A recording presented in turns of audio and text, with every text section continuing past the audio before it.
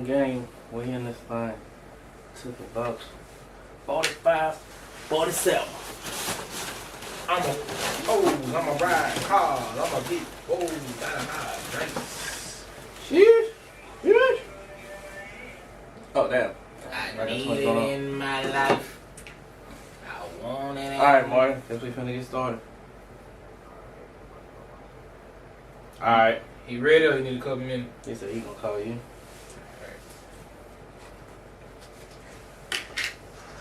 Hand in my hand, but pretend. Everybody beefing in the music industry.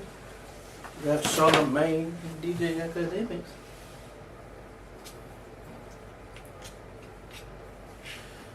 Let me see. Hit your mic again. Make sure you on. Yo. Mic check.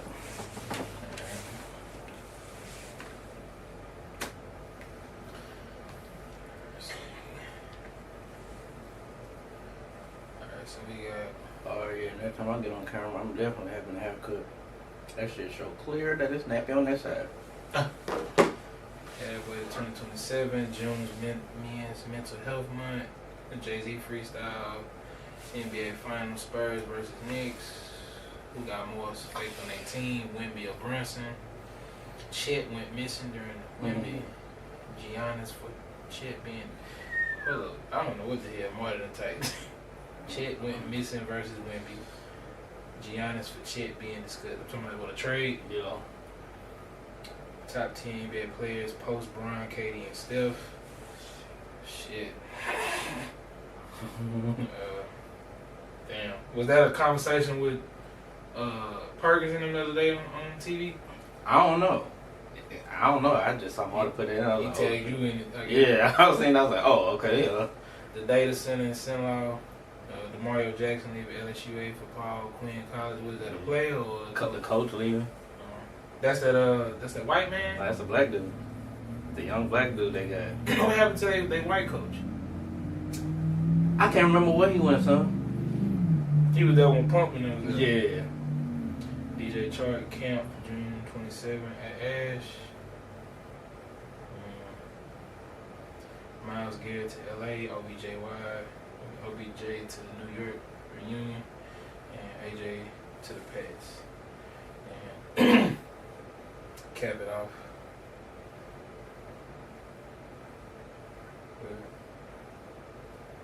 There's a Super Bowl prediction.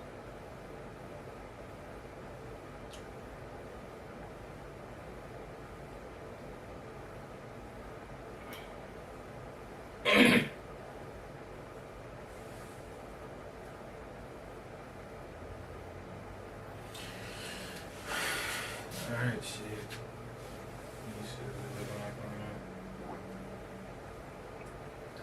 Even on the tragedy for once.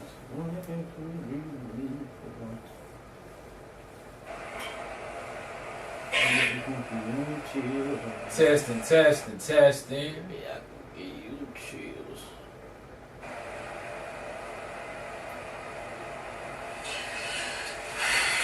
Alright, shit.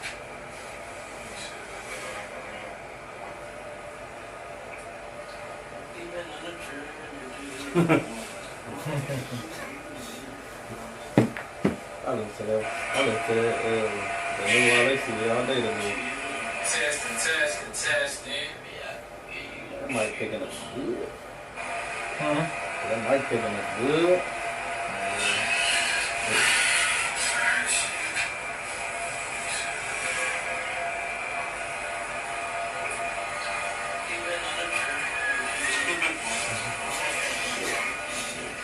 Making more than make, man.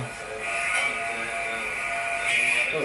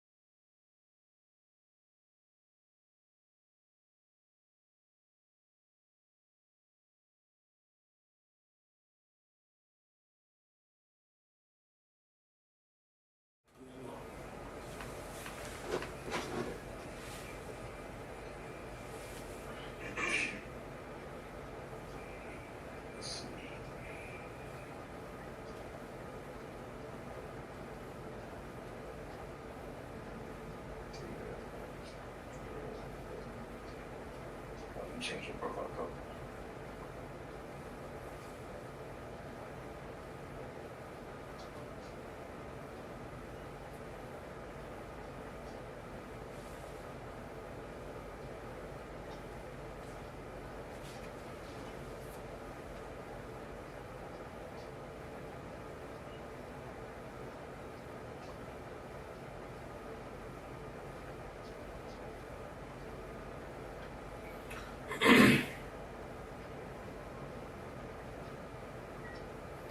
Girls from Atlanta, call me Santa. You know I love you so much. I just cannot hear you getting bigger than I. Triple X's all in my car. Till the next time we pull up.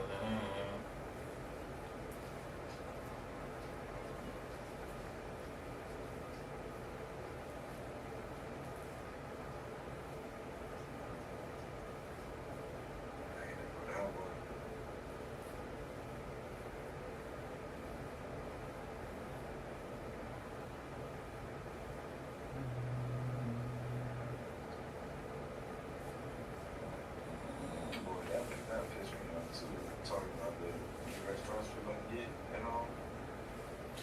Bruh. Boy, What's that the- just made me so mad. I see we're getting 7 brew and it's like another one. Like, Nigga, we getting all coffee spots. yeah, what's the other one? The coffee spot too? Like, The- nigga, what we need more coffee for? We getting three new joints and 2 out of the 3 new joints. What's the third place? Nigga, they say Dutch Bros, 7 Brew, and then they say something about the lot that's next door to the new Popeyes is supposed to be a Dunkin' Donuts. They said that they been bought their land and they just haven't updated no status or nothing. Man, that's Pineville talking about the old China Queen or whatever. They trying to possibly keep that as a Chinese restaurant because they don't want to do no Mexican. None of the Mexican. it's gonna be the same people on that. I mean, Dunkin' Donuts trash. I guess they're trying to bring variety of coffee, but at the end of the day, bro, like, damn, how much coffee do a nigga need? Like, you got Starbucks, PJs. Don't we still got CC's or CC's gone? CC's Bobby. I was CC's coffee. Elliot. I think the we one said- at Elliot gone. I thought we still had it. Yeah, the one that used to be on Jackson Street down there by the neighborhood Walmart. Oh yeah, that's gone. Yeah, that's gone. You're right. That one gone. Cause CC's my joint. Yeah, so you got PJs, Starbucks. Then you got the Starbucks inside Albertsons. You got the standalone Starbucks. That's By 4. Popeyes. 4 or 5 of them. You got 4 or 5 Starbucks. For real? Yeah. Bro, that's officially about to be the worst intersection in home right there. Where that Dunkin' Donuts gonna be, well, that's gonna be the worst like strip right Oh there. yeah, right by Freddy's and all that. Because all that traffic. No, that from Starbucks all the way down to Dunkin' Donuts, that's gonna be terrible. Wait, what Dunkin' Donuts gonna be? Right across from the new Popeyes. That little strip right. Oh, I'm trying to figure out, okay, so what they gonna put in the place of the Burger King that was I don't know. Somebody need to get that though. that lot that's right next to the Burger King. That could be something like Smash Burger or something like that. But they already got Freddy's right up the street. Bro, we got enough burgers. Freddy's is so ass. Bro. I don't know how that place is still in business anywhere in America. Yeah, that's cause y'all niggas that drink green tea. Well, I do drink green tea. That's the green tea. That's the green tea. People. That's green tea community. Yeah, that's green tea community. Hey, bud, let's go golfing, bud. That's why we was on the water moccasins this weekend. And everybody feeling real vibey. Go to that's off your back. Everybody gonna be talking because Drake London is second behind Jamar Chase and 1 above Justin Jefferson by .25 million. You're forgetting the cap space steady going up. So Bro, y'all seen that dude retire from the baseball and going back to play football? I was Crazy. He's gonna be a 26-year-old college receiver.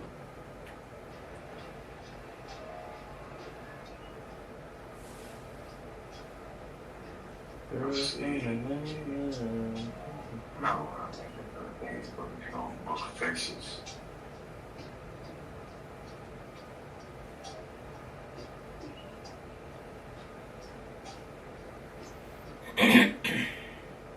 Almost done, fellas.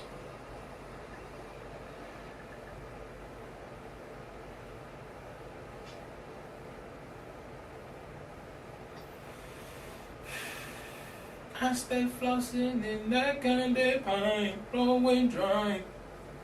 Gonna let it fall mine. Covered up by lightning.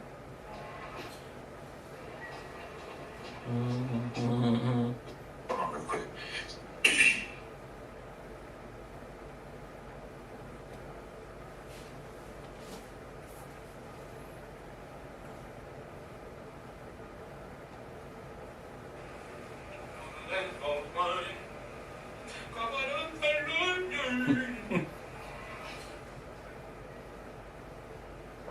Okay, and Red Road.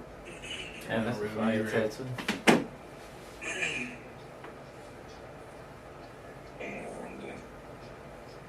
3, 2, and a 1. Make sure I mute his audio. Alright, let's see. Is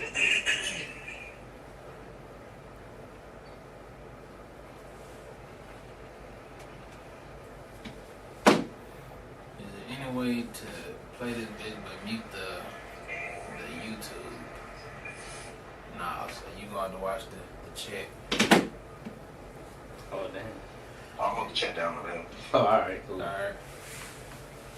Yeah, I'll hold the chat down. Tell me you hold the camera down. And Marcus, of course, you know, be careful with that laptop over there. I got you. All right, let's get to it. In the famous words of Interstate T. And we're back. Alright. What it is, what it ain't, man. Welcome back to the Perspective Podcast. Today, your boy TJ is not here, so I'm holding it down as the host. We got our boy, Mr. Marty Lee Sweet Jones, tapping in with us. What's going on? You already know what it is. It's Pod Day, Tuesday. I'm feeling great. How y'all feeling, man? How y'all feeling on this gloomy Tuesday? We alright, man. Hot as shit, I know that. It's getting closer. I'm starting to realize we're getting closer and closer to possibly feeling like what slavery may have been like. I don't know quite yet, but it's feeling like that a little bit more. So let me introduce my boy. We got Interstate T in the building. Oh, now. Yeah, Mr. Keep a Pair of Freshmen on. Mr. Tevin, how you doing? What you doing? I'm good, folk. I'm good. What up with you, man? Not much, man. We're just chilling in here, finna get this thing rolling. Like I said, TJ couldn't be here with us tonight. And our boy Boog is celebrating a graduation, so congratulations to that. I always want to see some new educated brothers and sisters entering the workforce or wherever they decide they're going to go. Just make sure you protect yourself and do that for Cutwater, alright? Alright, man, so we're going to hop off into this icebreaker, man. We halfway through 2027. Okay. What you have wanted to say about 2026? My bad. Oh, dang. We gotta change that. I'm going right with it. I'm That's like, how yeah, fast this shit goes. I'm like, yeah, we sure live. Yeah. We already halfway through 2026, Marty. What you want to add on that topic? Yeah, man. So halfway through the year 2026, it's literally gone by in a flash. So it's like, man, I would just say, so far, you know, I've been able to accomplish a handful of things. I still have the other hand to things on the other hand to knock off too. But so far so good, man. It's been a bit of an adjustment. You know what I'm saying? Having to not be there with y'all and continue to do other things that I gotta maintain while I'm out and away. Yeah. But So far, so good. Yeah, that's all I can say. I could dwell on some negative things, but I'm really looking at the positives. You know what I'm saying?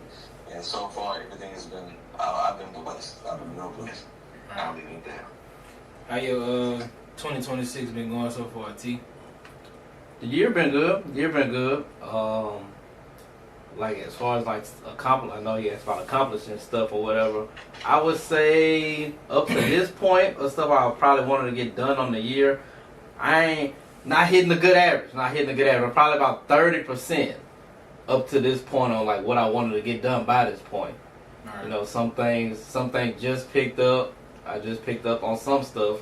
I would say within the last month, you know, getting a nice little better groove on accomplishing some things that I wanted to set out to get done this year. But I would say overall, I got some catching up to do. So I'm gonna say I'm gonna be about 30% of where I wanted to be this for this first 6 months. I'm about 30%. So ain't too good, but I'm like this next 6. I'm about to I've been gearing up at least the last few weeks on stepping it up. Alright. I mean, for me, 2026 it's been an adjustment. I'm gonna just say it the least.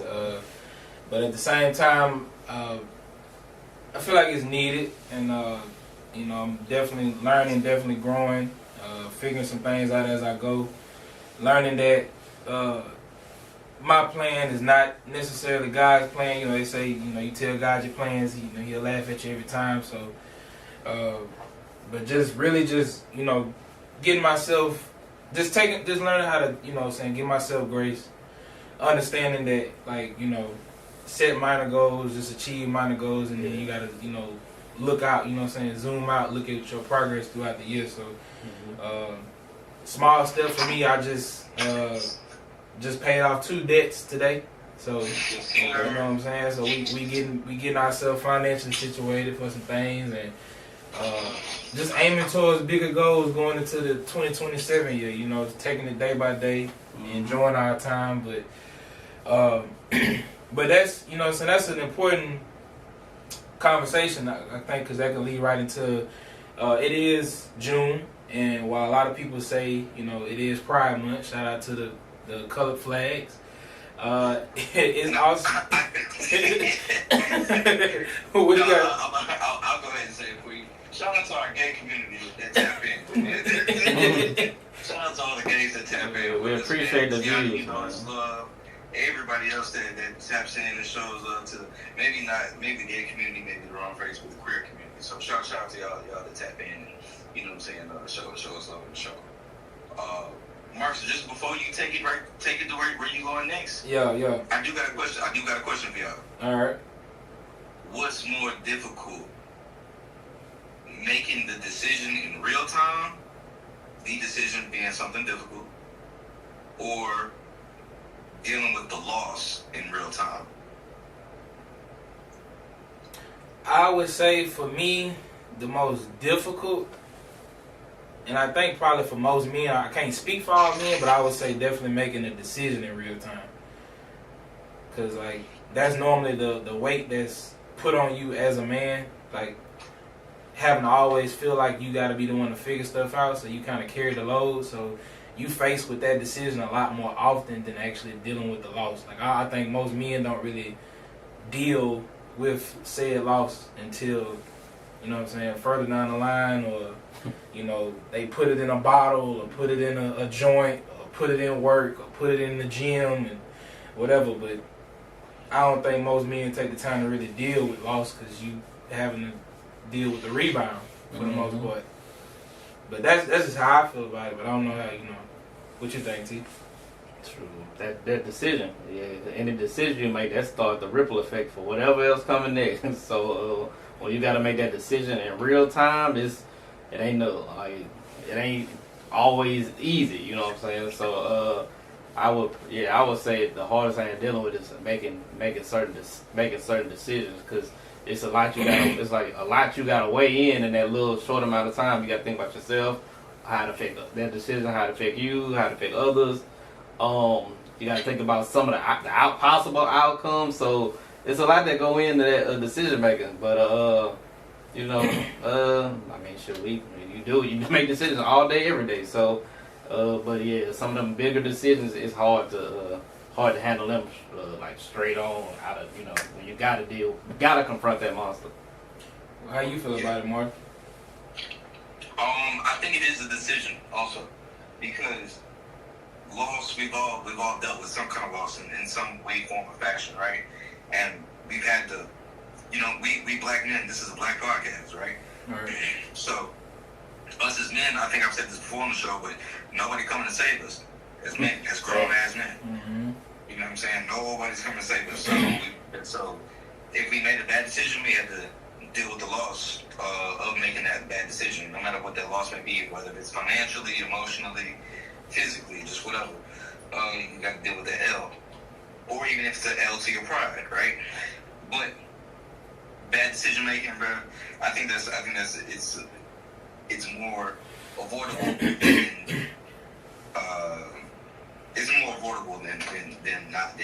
So, and sometimes we still just make bad decisions. You know what I'm saying? So yeah, it's definitely a bad decision for me. Right.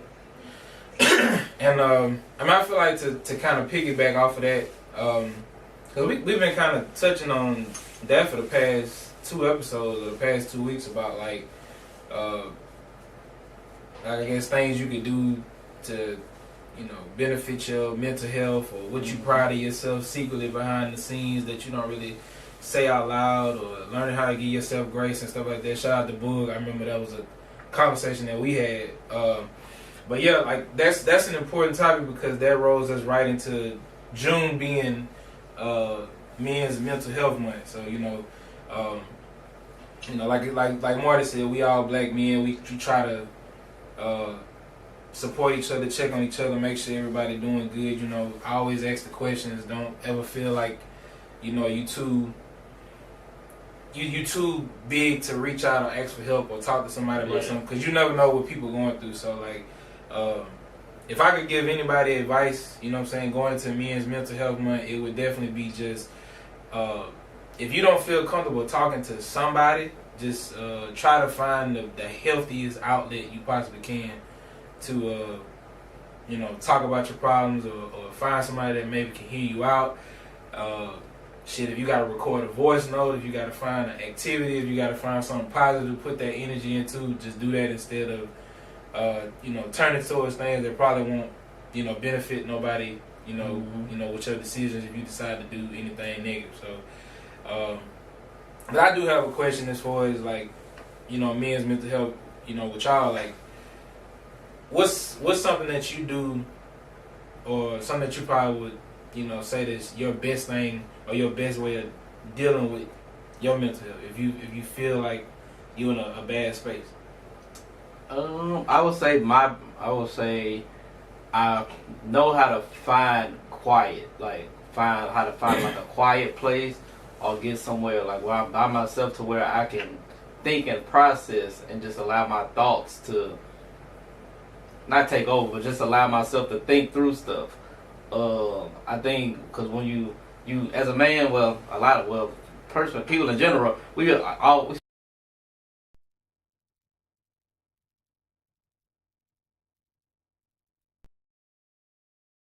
time to just sit and think. Because when you're always on the go, it's like, man, you get putting out so much energy, you don't have time to just focus and relax and focus. So when I'm stressed or going through something, I found ways to quiet, whether that's just in my room by myself, in the shower, go for a walk, go to the basketball court, exercise, do something to where I'm alone, to where like and detached from just like the social media and all that, just detached from that. Because it just feel like sometimes you feel like your brain's always on go. So I would say getting to a quiet place so where I can process stuff and work through some things, and that's how I can plan how I'm gonna deal with whatever I'm dealing with, and think about ways to overcome something. So that's one thing that I've learned how to do, is getting that quiet place. All right.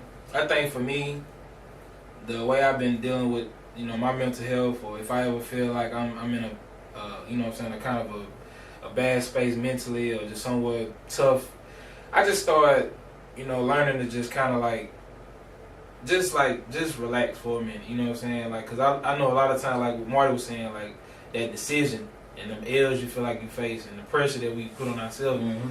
I really been more so just trying to focus on like giving myself the opportunity to just be like, it's alright.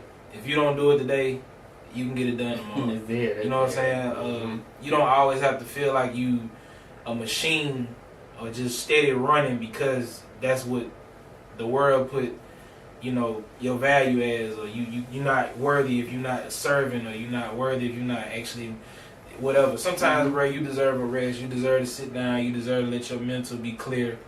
And that's something I've just been more so doing for myself, just learning that you don't have to continuously just keep moving.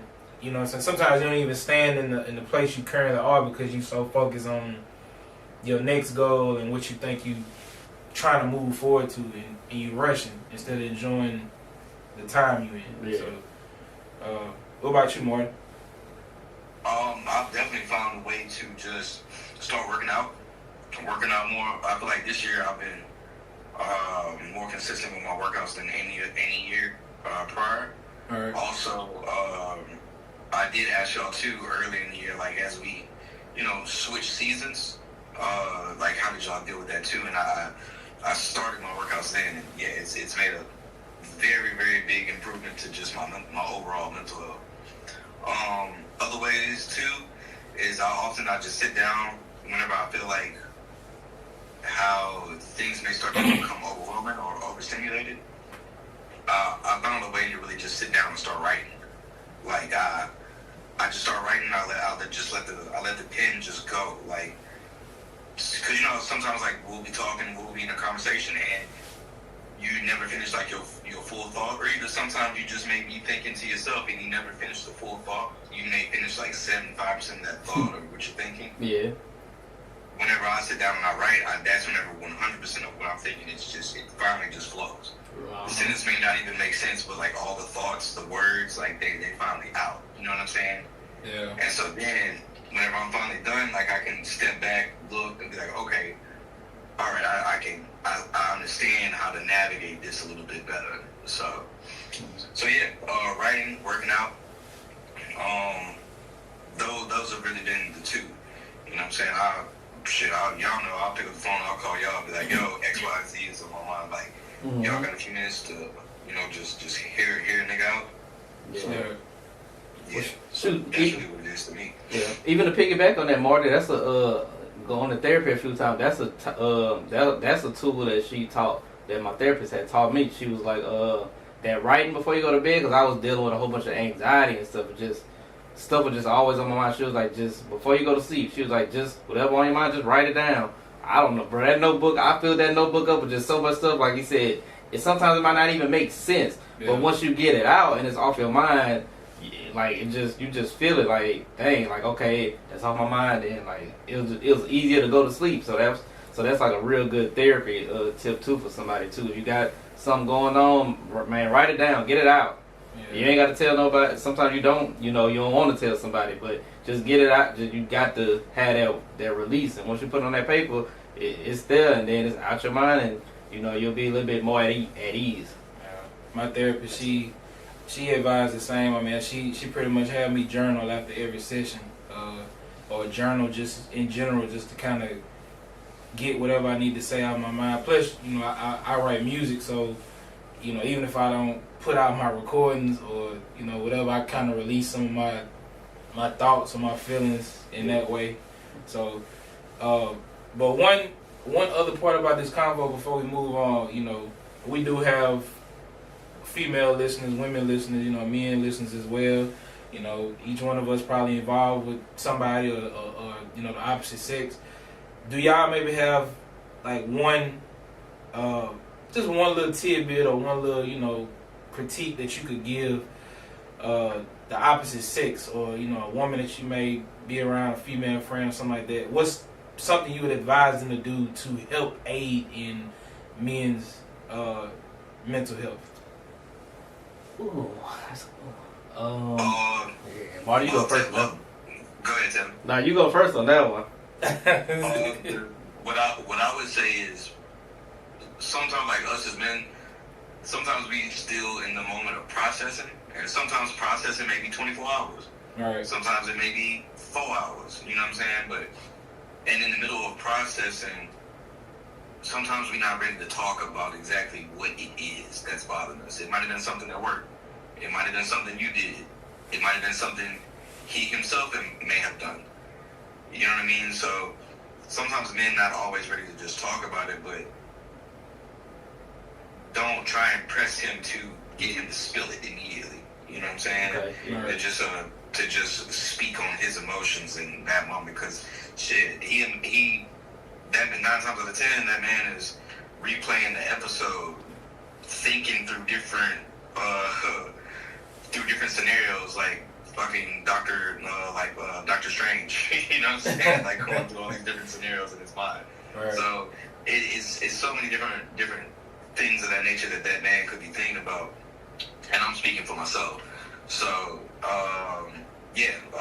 I would say allow me time to just say, hey, you know what I'm saying, I'm thinking about this, I'm thinking about that, well, I'm thinking about something, it's nothing against you, give me X amount of time and I'll be ready to speak. And whenever I speak, just be willing to listen and not to answer sometimes. Well, yeah, so right.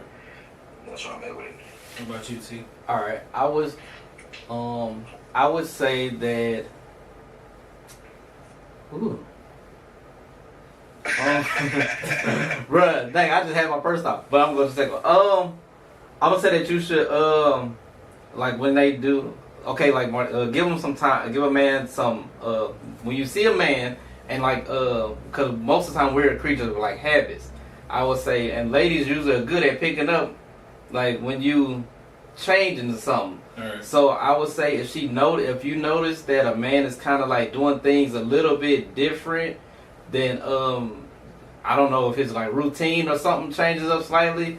I think you probably should ask him. Ask him like, hey, I see that you don't do this, as much. Are you doing this more? Like, is everything? It's cool to ask. Is everything good? And I think that that can sometimes, cause sometimes we'll just be we'll change something up and we don't realize, dang, I don't do this no more. I don't do that no more. So let me sit and process what's going on. And another thing I would say is too, like when y'all do have those discussions, like ask a man, don't ask him yes or no questions. Like you want to ask questions that give him space to elaborate. So like questions like how, or don't be badgering, you know what I'm saying, anybody, but ask questions like when y'all having discussions, ask questions that start with like how, or why, or what. Don't ask too many like yes or no questions, because that gives a man a chance to easily just kind of like say no, I'm good, or yeah, and just shut it down. But if you give him a question that he has to kind of explain, then you can probably open up some doors there and get him talking more, and get a better understanding of what it is that he's going through or processing at the moment. So that's two things I think a woman can do to assist a man. All right. And like to basically piggyback on what specifically what Marty was saying, and what you touched on, like men are like logical creatures, so that logic comes with a step process. Mm-hmm. So like it may not be the answer when you want it and how you want it at the time, because you gotta kind of filter it through your brain before you say it. And if you rush that process, you may not get a response that you think is, appropriate or whatever you need. And at that moment, that's how you get a man to kind of shut down, because, you didn't allow that process to really take place the way it should have. For me, I feel like the advice I would give a woman, or, the opposite sex dealing with a man when it comes to mental health, I would definitely say when you actually get a man to open up and to express himself to you and to say whatever's bothering him or whatever he feels or whatever if he has let a guard down to say something to you, I would give the advice or advise you not to turn what he says to you and tells you as a moment to switch it to how it may make you feel, or a moment about you. You know, like, because once you weaponize something a man has told you, especially if he don't really open up often, if you make him feel like everything he said to you is going to eventually turn into a weapon or something against him, guess what? You're not going to get that side of him that often. You probably don't get it ever again. And, you know, some people think that, you know, oh, men just, they don't talk, they don't open up, they scared to say stuff. But a lot of time is, you know, we done all been, you know, you give your opinion or you talk about something, and then it turn into what you don't do, what you could have done, what you, instead of just hear me out how I'm feeling and what I'm trying to say, and give me the space and the clip and the floor to be able to actually speak what I need to say and hear me out the same way, you know, you want to be heard. Yeah. Like, you know, I know a lot of women say they don't really, which is crazy sometimes to me, but they say, you know, I don't really want to hear a response from you when I'm telling you something. I just want to vent. I just want to say what I got to say, and I don't want to hear no feedback. And for a man, we process shit differently because we logical and we also fixers by nature. Right. So, you know, just we operate different as men and women, and I feel like that's something that need to be understood also, along with the just allow a man to say what he need to say, get his thoughts out, let him have the space to have the floor, and you may see an improvement in the communication between you and your partner, you know, somebody else. So, but like I said, bro, we do support men's mental health month. Big advocates for that. Like I said, bro, if you feel like you ever need somebody to talk to, or y'all feel like y'all ever need to reach out to somebody, feel free to, you know, I don't want to just give that responsibility to nobody, but man, just make sure y'all at least talk to somebody who you feel like will listen to you. And if it's nobody, right, like Tevin said, go to the gym like Marty said he's starting to do, voice record it, do whatever you gotta do, man, but please just make sure you put that energy somewhere positive versus, you know, doing some shit that you gonna regret later on. Yeah. So yeah, or can't come back from. Yeah. Mm-hmm. So moving on from the men's mental health, you know, somebody had a lot on their mind this week. Let it out. Yeah, let it out. Must have had some frustrations. Mr. Jig is up. Mr. Jay-Z. We up, baby. I wish TJ was here today because I'm sure this is his topic. Well, I know he gonna want to revisit this next week. Yeah, he gonna want to talk about it. But I mean, just a quick, you know, context of the situation is there was a Roots picnic this week. I think they have it every year in Philly. You know, special music guests, performances, stuff like that. Jay-Z popped out looking like older version of Eazy-E. He took the wigs out, got the locks combed out, came out with a fro. Never seen Jay-Z with a fro. Never thought I would ever see Jay-Z with a fro. That was crazy to me. But you know, he did spit a freestyle that pretty much got the internet talking about his responses to, you know, certain people, you know, former label execs and mates and people that he may have had previous dealings with, artists such as Drake, Nicki Minaj caught some shots, and you know, what y'all thought about that? Yeah, Jaguar, right? You know, she needed some shots. Yeah, I knew that was eventually gonna happen, but yeah, because she been talking for quite some time. Talking real greasy. Yeah, real. But real slick side. Yeah. Well, I think we all kind of knew that this was coming. Yeah. And if it wasn't gonna be at the Roots picnic, then it's definitely gonna be at the shows at Yankee Stadium he has coming up. All right. I believe he has 3 nights in Yankee Stadium. So, and shit, truth be told, I wouldn't be surprised if this probably ain't gonna be the last time. You know what I'm saying? So he probably got way more to really just sit and think about and plot on or be better about, et cetera, et cetera. But I'll be honest, in the music context, I ain't like none of the shit that he was really spitting. Like, this freestyle just wasn't like hot. You know what I'm saying? It wasn't like it wasn't one of them that you just forever gonna remember. It's just kind of like a timestamp right now. Yeah.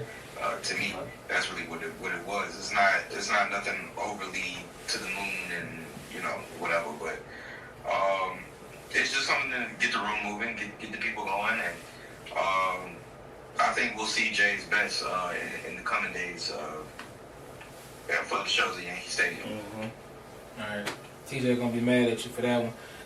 T, what you feel? I kind of agree with him because I like listening to it when he was reciting it. It sounded like he had wrote it to a beat, and like since he had to go a cappella, it sounded like the band. It at first it sounded like the band was trying to make a beat to it, and then they like just kind of was like, oh, he just gonna go off the top, and he was kind of like going with a certain flow, and I was like, it ain't sound like like a natural flow. So I was like, okay, it sounds like he wrote this on some type of different beats or something. I was like, oh well. But I knew it was coming. Like everybody said that little thing. Jay he gonna always say something back. He ain't just gonna never just not be just be quiet. And I just think he just threw something out there to let y'all know I'm still rapping. Think he dropping another. I think he got one more album. He said, or I heard. I don't know when it's coming out. I'll probably be at the end of this year or something. But I think he just did that to let people know, hey, if you say something about me, I got some bars for you. But I just think that was just a little. I'm gonna respond. Y'all said something, I'm gonna say something. Now, if y'all come back with something, then it's gonna be a rap battle. Then I think that was just like somebody threw a punch, he threw one back, and then we just gonna, to me, just leave it to see where it's gonna, let it go where it's gonna go. If they wanna rap and say something back, then I'm gonna respond to that too. But I think that was just a little tap to show that I'm still at the end of the day. I feel like I'm number one. Out of everybody all the time. So he was like, shoot, and I'm still active. So I'm gonna talk my talk too. So I thought it was cool. But I'm a big Jay-Z fan. So you are Jay-Z fan? Yeah. Okay, so that's my favorite rapper. Okay, so this coming from a Jay-Z fan. So okay, I didn't know you was that big of a fan. Oh, yeah, Hope is my dog. I thought TJ was probably gonna be the most. The whole first thing I ever learned was the Black Album. Jay, speak. He's talking slick, yo. Yeah, but I mean, as a hip hop fan, I mean, I caught the bars. I was able to dissect a lot of the lyrics. It was a decent freestyle. I mean, To be 50-something years old and still be able to spit better than majority of the rappers that's out currently, I mean, I'll never hate that. I just feel like we're in a place right now where some of the legacy acts or people that's been keeping the rap game afloat for years is popping out. You still got Jay popping out. You got Drake. You got Ye back on his tour shit. You know what I'm saying? Clips and Pusha and all of them coming back.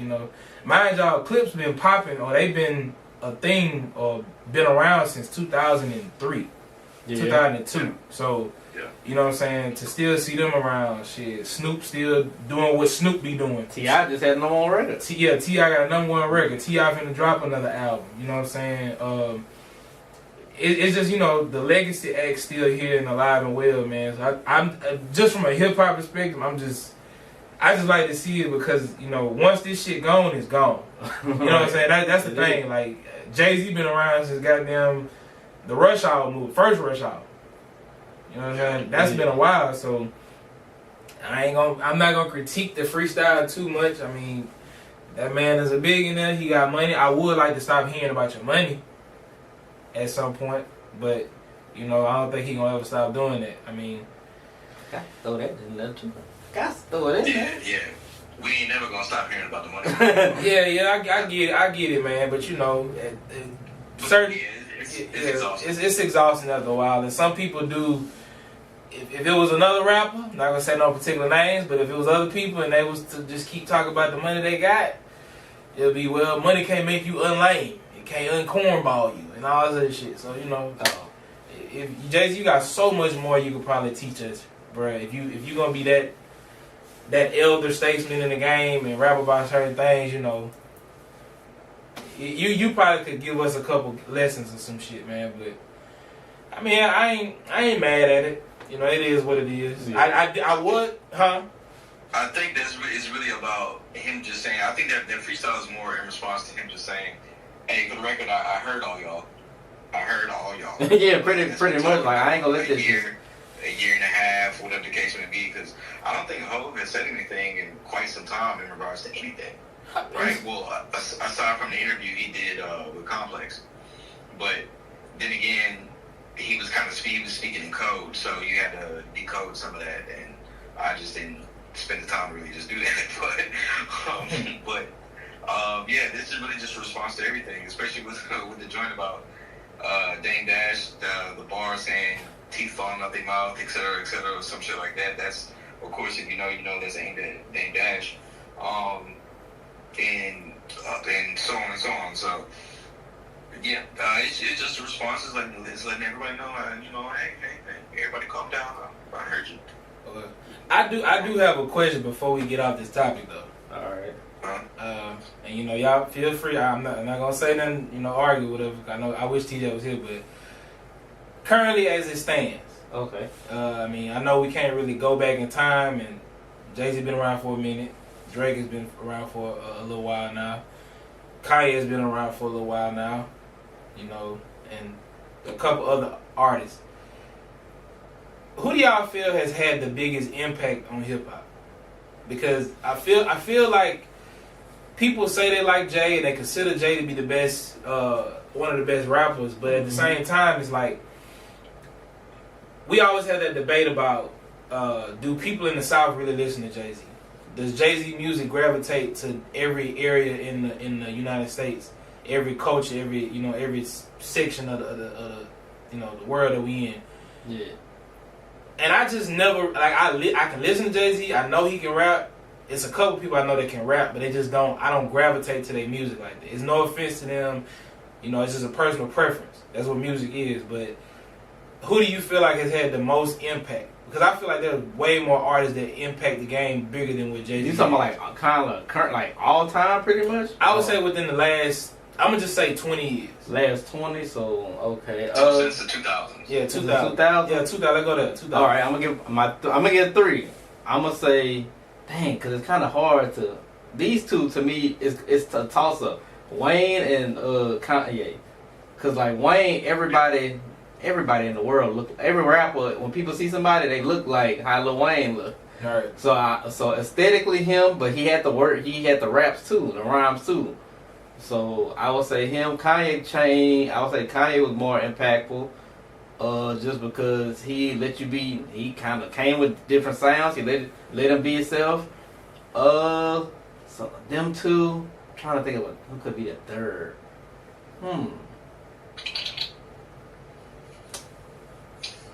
Shoot. Is it? Dang. Why you thinking on that, Martin? I know you got somebody. Yeah, Kanye probably be my number one. Probably be number one over. He might be over Wayne though, so that might be it. It's really hard to just like pinpoint just one person. No, Wayne got to be number one. My bad. I'm kind of right there with Devin. I mean, it's Wayne, Kanye. Wayne, Kanye, they're definitely there, because I can't find nobody that says I've never listened to Kanye West. All right. And as far as the music industry, and I'm just aiding to Tevin's point here, everybody from 2014, well, really, realistically, 2015, 16, 17, 18, they all look like Lil Wayne. Even their stage names. It was Lil Shoot 'em Up Bang Bang.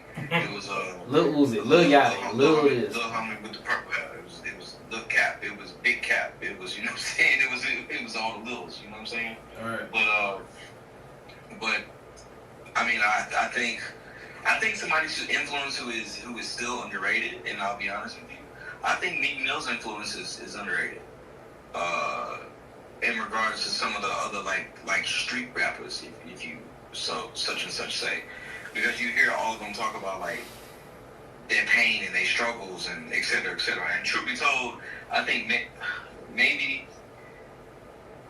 I don't know, if you go that route, I really got somebody then.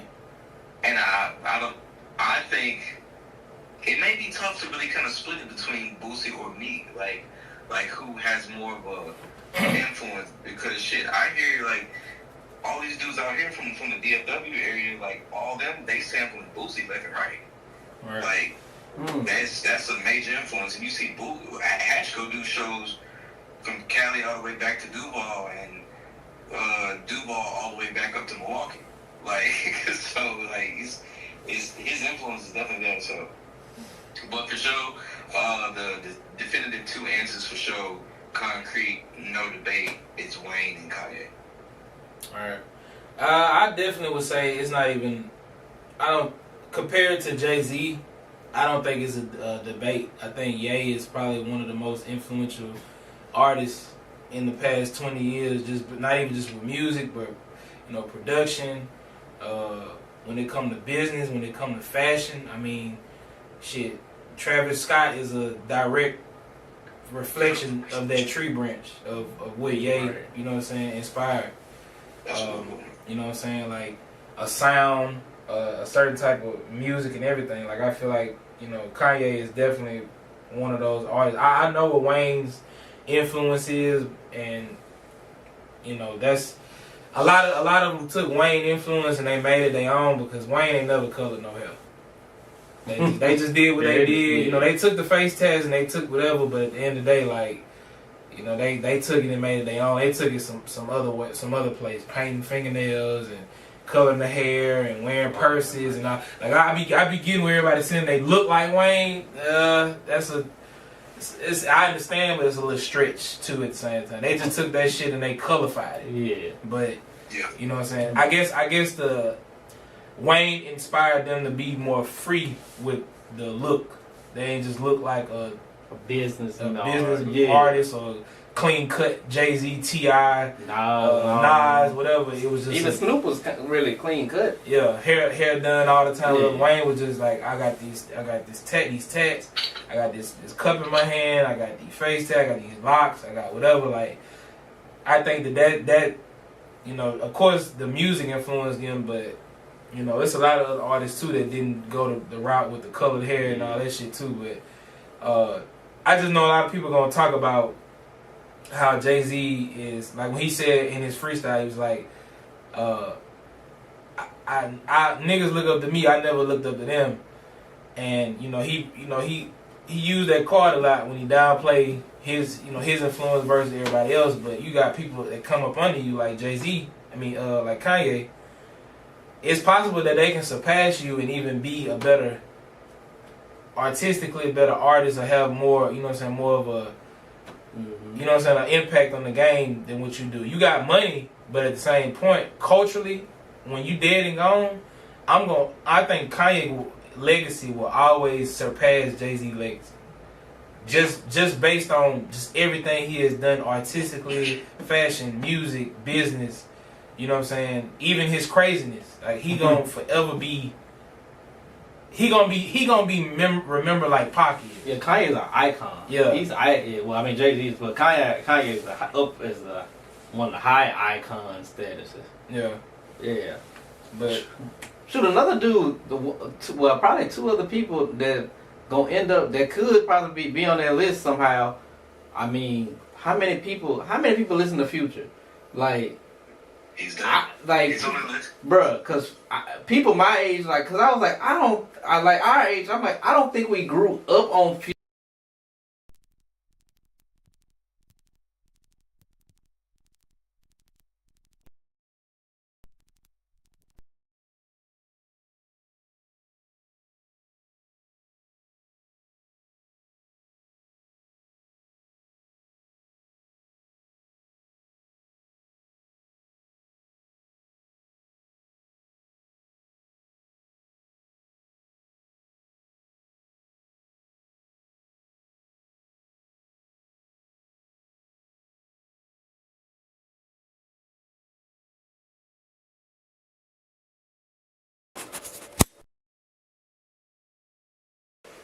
Yeah, We live, baby. Super influential.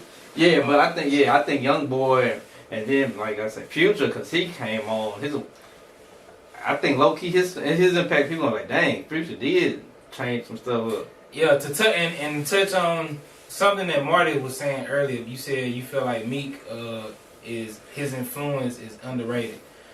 I don't think people have really realized the influence that, and I know it's gonna probably sound crazy, but Chief Keef changed an entire he introduced a new genre to the world pretty much, and like the way that they shoot videos and the shit they do in videos. Shot the videos in his house. That shit has stretched from Chief Keef era, like young Chief Keef, through the Chicago drill rap, through the New York drill, through how people pretty much the hood rap video. Like, remember even Young Boy. Yeah, remember how like I just want y'all to think. I just want y'all to think prior to Chief Keef and Chicago drill music, niggas was not really in front of a camera and get a nigga that they might you know what I'm saying, get somebody with a DSLR camera, one of these right here. Mm-hmm. Niggas was not having homemade videos, rap videos, where niggas was pulling up with 30s and ARs and all kind of serve lean and all shit in the video, pointing at the camera and the whole mob behind the whole block.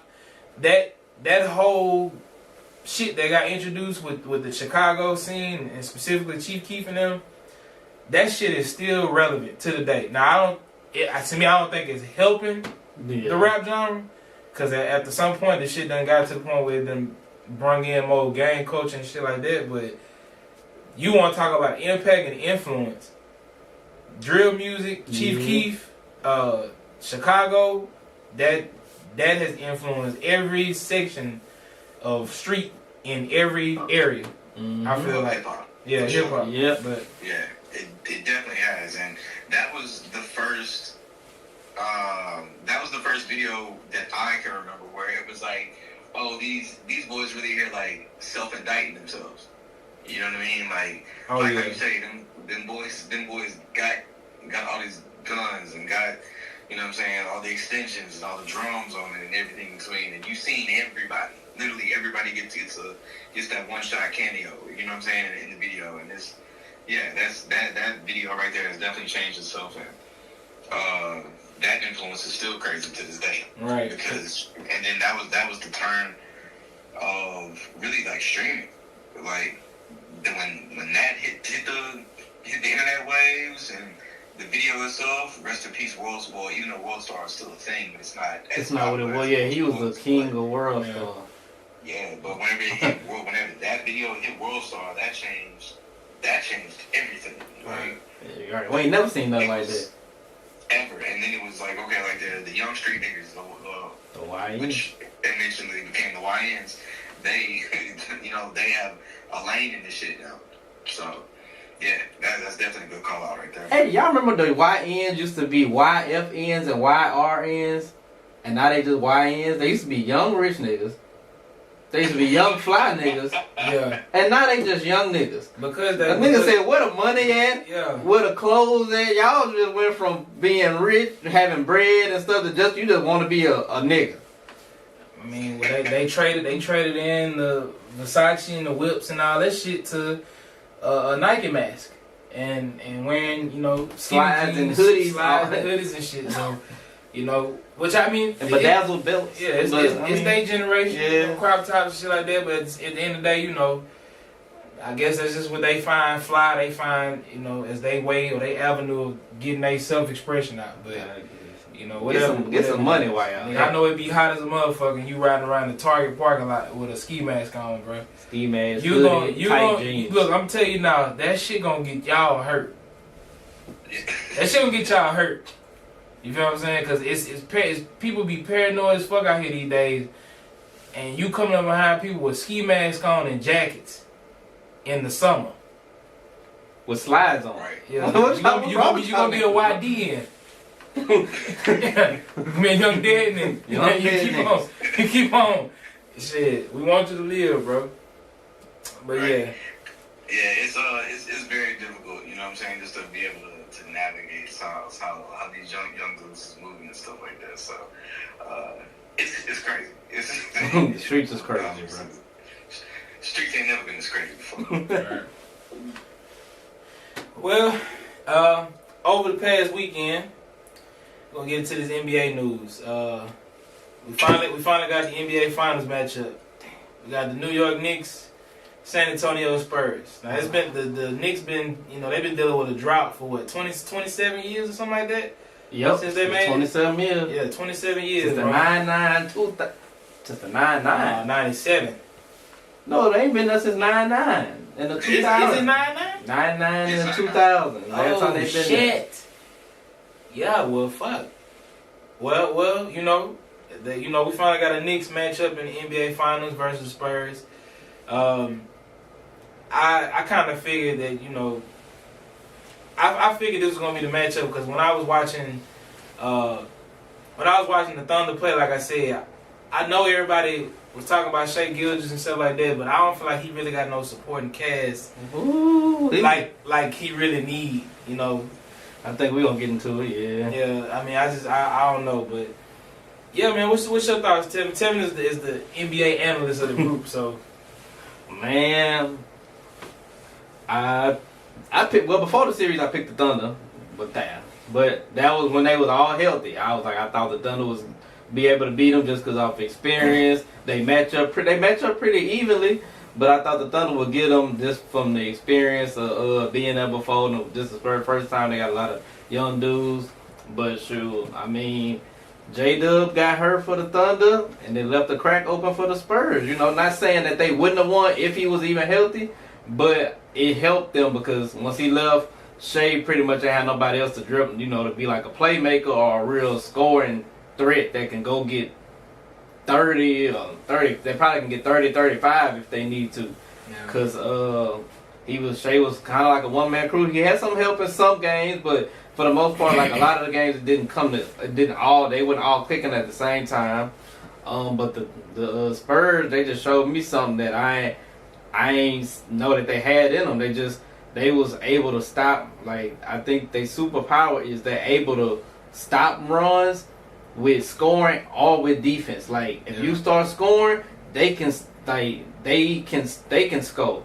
If they need to get a stop to stop your run, they can get a stop. So I'm like, dang, if you go on a scoring run, they can counter your run. Like if you go on a 10-0 scoring run, they can come back real quick with a 5-0 just to counter it. But they just showed me something from them that I didn't think they had, especially a young team like that. Them boys play hard, they play together, they made plays at the right time, and they took that and they took it pretty much.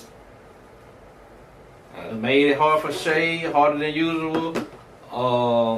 So yeah, shout out to the Spurs and the Knicks. I mean, they got done playing so long ago. They ran through the Cavs. I think they might have been done, but when we was recording the last episode, I think they probably was done then. But the Knicks they dominant. They clicking on all cylinders. They hit shooting crazy, locking up, scoring. So. Both of them really kind of been playing the same on different sides of the on the East Coast and the West Coast. Yeah. Both good teams on offense and defense. So we gonna have a nice little fight in the East in this final. So it's gonna be interesting to see how. So let me ask both of y'all as like the basketball people, in the group.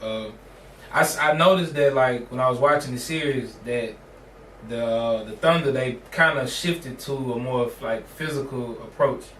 Playing, probably like game 2, game 3. Yeah. It seemed like they adjusted, they got a little more physical, and that kind of helped them in some way, but it didn't give them the end result they had. Do you think that they exposed anything in the Spurs that possibly can make it easier for the Knicks to, get their chip? Marty, you want to go or you want me to go? Go ahead, T. The biggest thing that you saw in that thing is Stephon Castle for the Spurs. Very good basketball player. Hell of a basketball player. But when he got to be the primary like ball handler, he don't his basketball, his ball handling and his decision making is questionable at times. And that's how OKC was able to get some runs in some of them games because Castle was turning that ball. He was turning that ball over. Yeah. So I think that's one thing. That's one thing that they can expose. I mean. The other thing is that too, you get physical not enough, but if you stay physical with Wemby, he gonna drift out. He gonna drift out a little bit from that goal, and he'll start shooting more jumpers. So, but that's really the only like the only really two big things I see. Everything else they can kind of fix. They backup center, he ain't really that good, but dude's 7 foot and he know where to be at least on court. I know where to be at. So that you can't really expose that, but just them little two things might be something the Knicks try to do is make Castle handle the ball and make decisions and just keep bumping and grabbing and pulling on Wemby and making him, because the further he get out away from the goal, the better, because he can't offensive rebound and stuff. So, but it ain't too much. They got a well-rounded team. And then you said the Castle kind of exposed him that he's not really good being the primary ball handler. So, that's made me also think like, okay, so when this matchup with New York and with San Antonio, who do you believe have the most effect on their team, or the biggest factor, whether between Wemby and Brunson, because those are both the star players. Oh, okay. For each team. I'm gonna try to be quick, Marty, but I got to say Wemby, dog, because when he changed so much stuff, like you can't, like most people want to most guards want to do pick and roll to get the big man on them. You don't want to do that with Wemby because he covers so much ground. It's a lose-lose if he switch out on you. He can contest shot. Every time you go on the goal, you got to look out. You drive to the goal, you got to be on alert because he coming from the weak side to block shots. He can block three-pointers. He can get out, close out, and block threes. He's tall enough and arms long enough to contest any shot you shoot. So he's covering so much ground. Bro, it don't make sense for a human being to cover that much ground, dog. And the goal is only so small. So like you got to put the ball somewhere right there. But he just there. So you can't on defense. Then in offense, he's just showing us something new every game. He started on the inside dunking on you without jumping. Then next thing you know, he's shooting threes from almost half court. So it's like then your big man get up on you. He cross him up and drive and dunk on your other big man. Yeah. So it's like, man, he's just too versatile, dog, and it's just a freak of nature. So who are we expecting to cover him from the Knicks? You know what I'm saying, roster? Like, who you think gonna guard him, Mark? It's got to be a committee. It's got to be a committee effort. Who you think gonna be the matchup though? Like it got to be one person. Gotta be one matchup. Like one matchup. Like who gonna be primary? Like I'm gonna be on you in front of you. Is it Cat? I don't think so. Mitchell Robinson. I don't Mitchell think Robinson so. would be the one, because the way Cat playing right now, he's too valuable to get into any kind of foul trouble. If Cat gets into any kind of foul trouble, the Spurs might finish this in 6. Okay. You know what I'm saying? Now if you take, because and the reason why I say Mitchell Robinson is because he's more athletic than Cat to me as far as defensively. Yeah. He will get out there, and at least he will get out to the wing, and he'll be a little bit more effective than what the big meow would be. So yeah, I think Mitchell Robinson, he's going to be the one to get the primary coverage. And I know they're saying he's got this pinky issue or whatever, but man, they're going to give him one of them things, or they're going to give him one of them shots, and this is the finals, man. You from Louisiana, you got to hold it down for us. You got to get out there and go hoop. Right, and there's contract on the line. Yeah, because Chet went missing against Wemby, and I don't know if New York gonna be able to do nothing with him either. But I think they probably have a roster that may be a little more able to help with it. I don't know, because to me, everybody that was on the court when it came to the Thunder and the Spurs, I feel like everybody was just built the same. Yeah. I feel like New York got a little more range with body styles and stuff like that, maybe to possibly help slow down Wemby. But at the same point, like you said, this nigga shooting 3 points from half court. Yeah. So yeah. Yeah, so that's what I think they're going to put OG on him, because OG, at least he's like 6'8", 220, 225. And also, too, like, he's one of their valuable players, but, like, they can also win if he does happen to get in foul trouble. They got people that can replace his spot of production. But like he said, Cat can't guard him, because if Cat get in foul trouble, they don't have no big man that can score. Yeah. Like Mitchell don't try to score, and I don't even know no big man they even got on the bench. I ain't even seen them play another big man. So I think they just gonna put OG on them, and like he said, be a committee, help off of people that like Castle, and because he don't want to. Yeah, because Castle don't want to really can't shoot. You might leave Fox open sometimes, but he can. But so it's gonna be Mike Brown. He got his he been having to do his homework for the last few days. This ain't gonna be no easy task. Yeah, this ain't gonna be no easy task at all, and I'm really glad that we got this finals matchup. I'm not even gonna get into the whole foul baiting conversation. Come on, man. All right. You know, I have my personal feelings about that, but I'm not even gonna get into that. But this is gonna end up being a really good matchup, like really, really good matchup, because I mean, this is arguably the best player in the world right now, being Wemby, playing in Madison Square Garden, the biggest market in the country. Yeah. And he has an entire country that's about to tap in and tune in to what he got going on. This might be one of the best finals ever, and I hope this goes 7 games. I really, really hope this goes 7 games and everybody stays healthy throughout the duration of the series. Man, I'm going to go out on a limb and say it. I think, and this is crazy, I think we might be watching the best basketball player I've never seen in my life.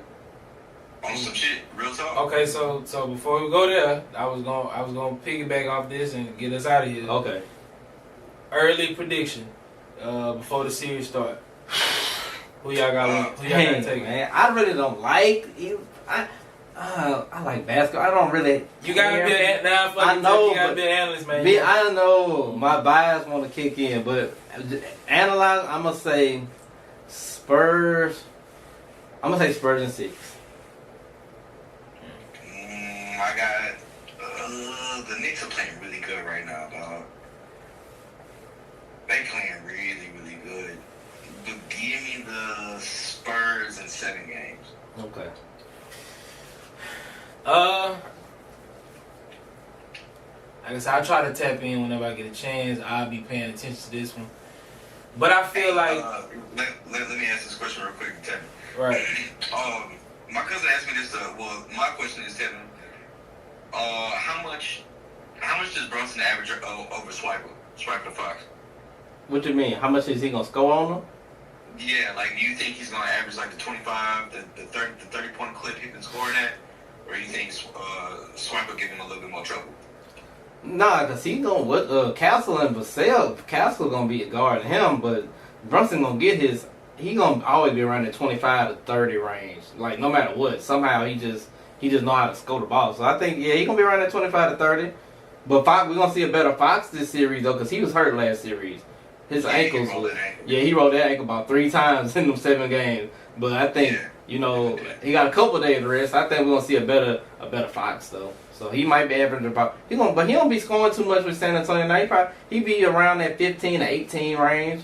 But I mean, they got a lot of weapons, so it don't really hurt them. Yeah. And then one last thing, because I think this is kind of where Marcus is going. My cousin asked me this the other day, and his word was, if the Spurs win a ring this year, is Wemby thrusted into he's one of them conversation. Like this era, like this group of dudes, like seeing that he knocked off the defending champs, he got defensive player of the year, and he's just scratching the surface of his full potential in the NBA.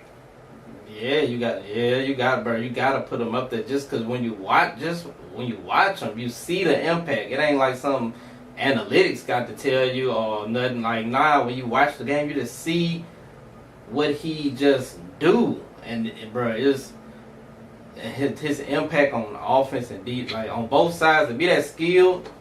And when you're already a defensive master, it just if he win this one, I mean you already talking about the best player in the league. Probably, I mean it's gonna be him, Jokic, SGA. Is really like, but I wouldn't be surprised if somebody say he better than both of them. I ain't gonna say no, because I think when it's all said and done, if he just stayed where he at, I think we probably he probably end up being quote unquote like at least the best.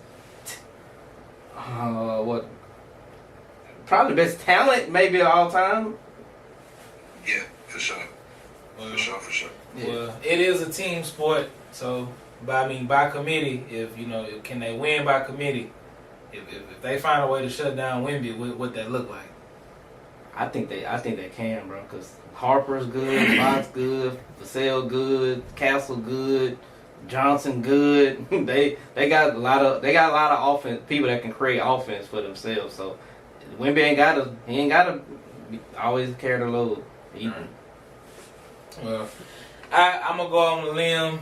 You know, I know a couple people that's New York fans. I'm gonna say it's too big of a moment for them to squander, and I feel like it's gonna be a little more something to fight for with this game. So just out of the storyline and just out of hoping that we can see something, possible, I'm gonna say New York in 6. I like it. Okay. I like it too. Yeah. Because I want to see New York is gonna be absolutely insane, bro. Bro, that parade gonna be out of control. Oh my god, it's gonna be a whole week. Yeah. Yeah, that might be the biggest parade New York will ever have in our lifetime. Wait, when Jay? How many chips the Yankees have won? This might be the biggest. Chip in New York history. When is some Jay-Z shows? They are whatever. Well, I'll find it. Y'all just go ahead. Okay, I say if they in June too. I think July, but But either way, you can expect if they win, they gonna be on this stage. Man, if they win this about the New York gonna be up. Cam and Mace, shoot they. July 10th. Man, they might let Diddy out for the weekend. Because you got to also ask yourself this: is the Spurs, with their young talent, their young roster, they really ready for the Garden? They ready for that environment? Well, the one thing good thing is they got home court. So the first 2 games is in San Antonio, so they can set the can if they mess around and win both of them games, all the pressure on New York. Like I said, even though I know Atlanta be giving New York the business sometimes, I know Trey ain't done no more, but Brunson know how to hoop in big games. So I ain't worried. I'm not concerned with nothing about him. Yeah, the first Jay-Z show is July 10th, so it's 1 month after the season then. Yeah, they put that parade a good time going into that. That's gonna be a hell of an experience for a New York 4th of fan. July then. Ooh, New York gonna be lit. New York gonna be lit, nigga. I'm going there for a slice of pizza. Going there for a motherfucker. Find me a rat. A rat gonna have one of the fucking Knicks jerseys. The rats ain't gonna be that rats ain't gonna be in the streets at the Knicks when they gonna clean the streets. They gonna be streets. so disrespectful in New York. They gonna be no manners at all. They can move shit. But so I mean, this right here got me thinking. Like you said you seeing pretty much the best basketball player in your lifetime. Probably. But I mean, that's kind of high praise for for the young man. But who you feel like, both of y'all, who y'all feel like are top 10 NBA players past or after, Bron, KD, and Steph? Okay, so we saying probably in about 3 years maybe, because I think Durant probably got 2 years left. This is gonna be LeBron last year, so in about 3 years, who we think gonna be probably the next 10? Yeah, top 10 NBA players that come after them. So I guessing all the way back to, even when they still in the league and they prime, people that's coming down the timeline or down the chain. Okay. Marty, I got my list. Alright, good. Alright, so number 10. This nigga done really wrote out a list. I got to you prepared as a motherfucker for this, though. I got to do list. I got to. When it's basketball, I got to make my list. Let me write my list then, shit, while y'all do. So my number 10, in 3 years, now this is in 3 years, everybody, I got LaMelo Ball at number 10. Hold on, are we doing future or current 10? I'm doing like 10 post. Well, that's what I'm doing. Right, they've been in the league for 15. I know, but look though. Yeah, so to make it even, like make sure we all on the same page. I'm talking about the generation after them. So like the Jason Tatum's, the Lucas, the people in that group. Yeah. Younger. Okay, that's what I got. Oh shit. So my number 10 is gonna be LaMelo. He only gonna be 27 in 3 years, so he should be in his prime still. All right. I got number 9, Giannis. Now he gonna be 34, but he still gonna be averaging 20 something and probably 10 rebounds, being effective, and he play both sides, so he gonna be effective. I got Jokic at number 8. He gonna be 34 too. He gonna slow down, but He still know how to shoot, Oh, okay. rebound, pass. So he probably still be a top 10 player. Then at 7, I got Tatum. Tatum gonna be 31. He already got all NBAs, championships, and all the accolades and stuff. He just came back from the injury, still look good. I think he gonna develop his game some more. 31, that's gonna be that little mid post game get added. So I think he gonna be still a top 10 player. Number 6, I got Cooper Flag. He only gonna be 22, and right now he already averaging 25 and 5. So just trajectory alone, he gonna just get better. He gonna be one of the best players in the league. Number 5, I got Luka. Again, 27. He already all NBA, gonna be in the Hall of Fame if he leave today. He only gonna be 27, dog, and he even got to the finals already. He gonna be with the Lakers. They gonna have talent, so that is what it is. Number 4, Cade. He gonna be 27. He already got his team to 60 wins by himself. He kind of like in his LeBron mode right now. He doing everything by himself for that sorry team. I think they're gonna give him some help. He just gonna keep getting better. Shoot, I mean, he was first team All NBA this year already, so he got to be 3 years. I think he's still gonna be up there. Third, I got Shea. He gonna be 30. He gonna be 30. Probably still averaging close to 30. Yeah. He already MVPs and this and that. Gonna be shooting efficient, so he's still gonna be one of the best players in the league. Like he's still the shots he was making that game 7, dog. Like I was like, okay, did he really like that? Like he different. So I think he's just gonna keep improving. He might get another ring and all that stuff, MVP and all that. Number 2, I got my boy Ant-Man. He gonna be 27 too. I don't think he's gonna be in Minnesota. I think he's gonna go somewhere where they put some better talent around him. Every year he done got better in some aspect of his game, dog. He adds something every year. I think he got the athleticism, his shot. He done turned into a knockdown shooter now. He got the swag, the confidence. He played both sides. He a great defender too. I think once he gets to that new team with that new coach, new players, we might and probably end up. I want to see him get a ring and because he really supposed to be the face of the league. I think he got all the attributes to be the face of the league. But number 1, I mean, of course, was gonna be Wemby. He only gonna be 25. He already in the finals. He already in Defensive Player of the Year. He probably win it the next 3 years in a row. He can shoot everywhere. He gonna probably start learning how to post up. He's a real alien, dog. Like ain't nobody 7'5" coming out. I don't see nobody being able to guard him at 7'5", especially when he learned how to play offense better. Man, I think it's done, dog. That's generational right there. And his brother is on the way. And if his brother even anything close to him, yeah. His brother's half of what he is. Exactly. That's gonna be crazy. Yeah, but that's my 10, man. I had to leave my boys, like some of my favorites off, of course, like Maxey, Jaylen Brown. I had to leave them 2 off, but them was 2 I was debating with LaMelo. But I'm like, he the youngest out of all of them, so I was like, and I think he just got he a great passer, so I think good players going to play with him, and he can make them better. Yeah, my list, and I'll be short about it. Jason Tatum, because we've seen what he's capable of, what he's clearly capable of.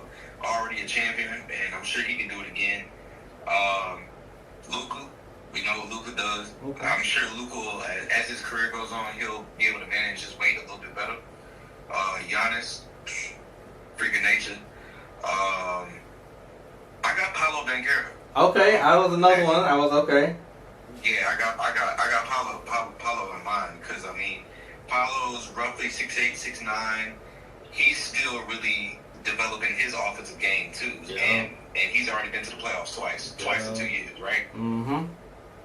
So, Paolo, of course, Wemby, we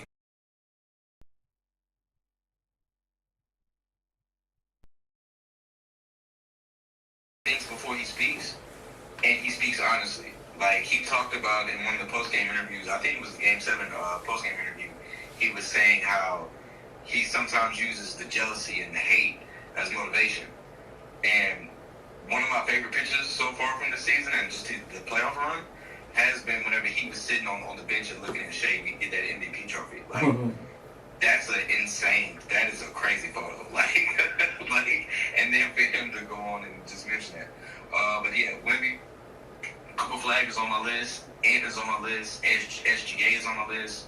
Cade is on my list. And one person I may just kind of throw a curveball in here, but I think he still has a lot more. He just hasn't had the proper coaching yet. Scotty Barnes. I think he's going to be up there too. I really, really think he's going to end up as one of the best players in the league as long as he gets the right coaching and the right pieces around him. Because in Toronto, they have the same old. It's like, are you an athletic wing that's about 6'6", anywhere between 6'6" and 6'10"? And I think that's really holding Scotty back because all those players that are in that same height range, they need to occupy the same space on the floor. So I think that's holding Scotty back. But once they get him out and away with the right talent, the real talent, I think that makes a big difference. Yeah, they got that nigga playing center because they all the same size. Yeah, my last one I probably would throw in was one I was debating, Jalen Johnson from Atlanta. Because you see he went crazy this year, but I was like, I don't know how much better he gonna get, but his numbers was crazy, and he only 24 too. Him and Scotty Barnes the same age, so he was another one that I was kind of eyeing, but I'm gonna be watching out for. And shout out Ja Morant, if he come back, oh man, yes, that's my sleeper, that's my dark horse for real. He only 26.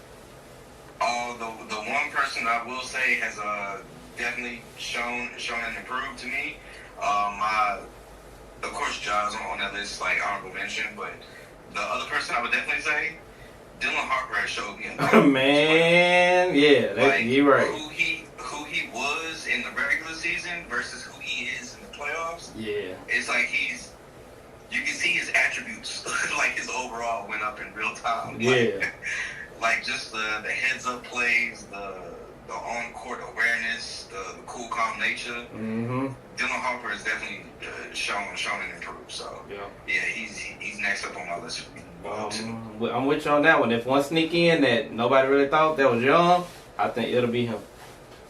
Yeah. Well, I'm gonna be quick with mine. Y'all know I'm not really. I watch basketball, but I'm not too tapped in with it. But I know enough. So my 10 that I would look at, I got Cooper Flag, I got Halliburton. Okay. Because I see how the Pacers struggle with him not on the court. So I feel like that means he obviously is a piece of the team that is meaning something. Okay. And Pacers always got to have that one person. They had it back with Reggie Miller. They had it with PG and. Now you got Halliburton, so he got to be in the top something in order to have that much of an impact. Brunson, I mean, look what you're doing. Look what you're doing for for that city, that team, the history. Brunson got to be on that list. Tatum, he got a chip, and sometimes I feel like he inconsistent in the big moments, but you done already proved that you a winner. Now, do y'all feel like he could do that if it wasn't with the Celtics? I think so, yeah. He had that type of, Yeah, I think so. Yeah. And then I got Luka. I got Giannis. Giannis still one of my favorite players. I just feel like he before Wemby, it wasn't too many moving like him either. Yeah. So I still got to put him somewhere in that top middle range. Jokic, Shea, and then my top 2 for me is Wemby and Ant. I'm biased. I know it's probably wrong in the eyes of basketball, but in my opinion, Ant is my number one. That's just simply because of the style of basketball I like, and I feel like he just that man is a superstar. Yeah.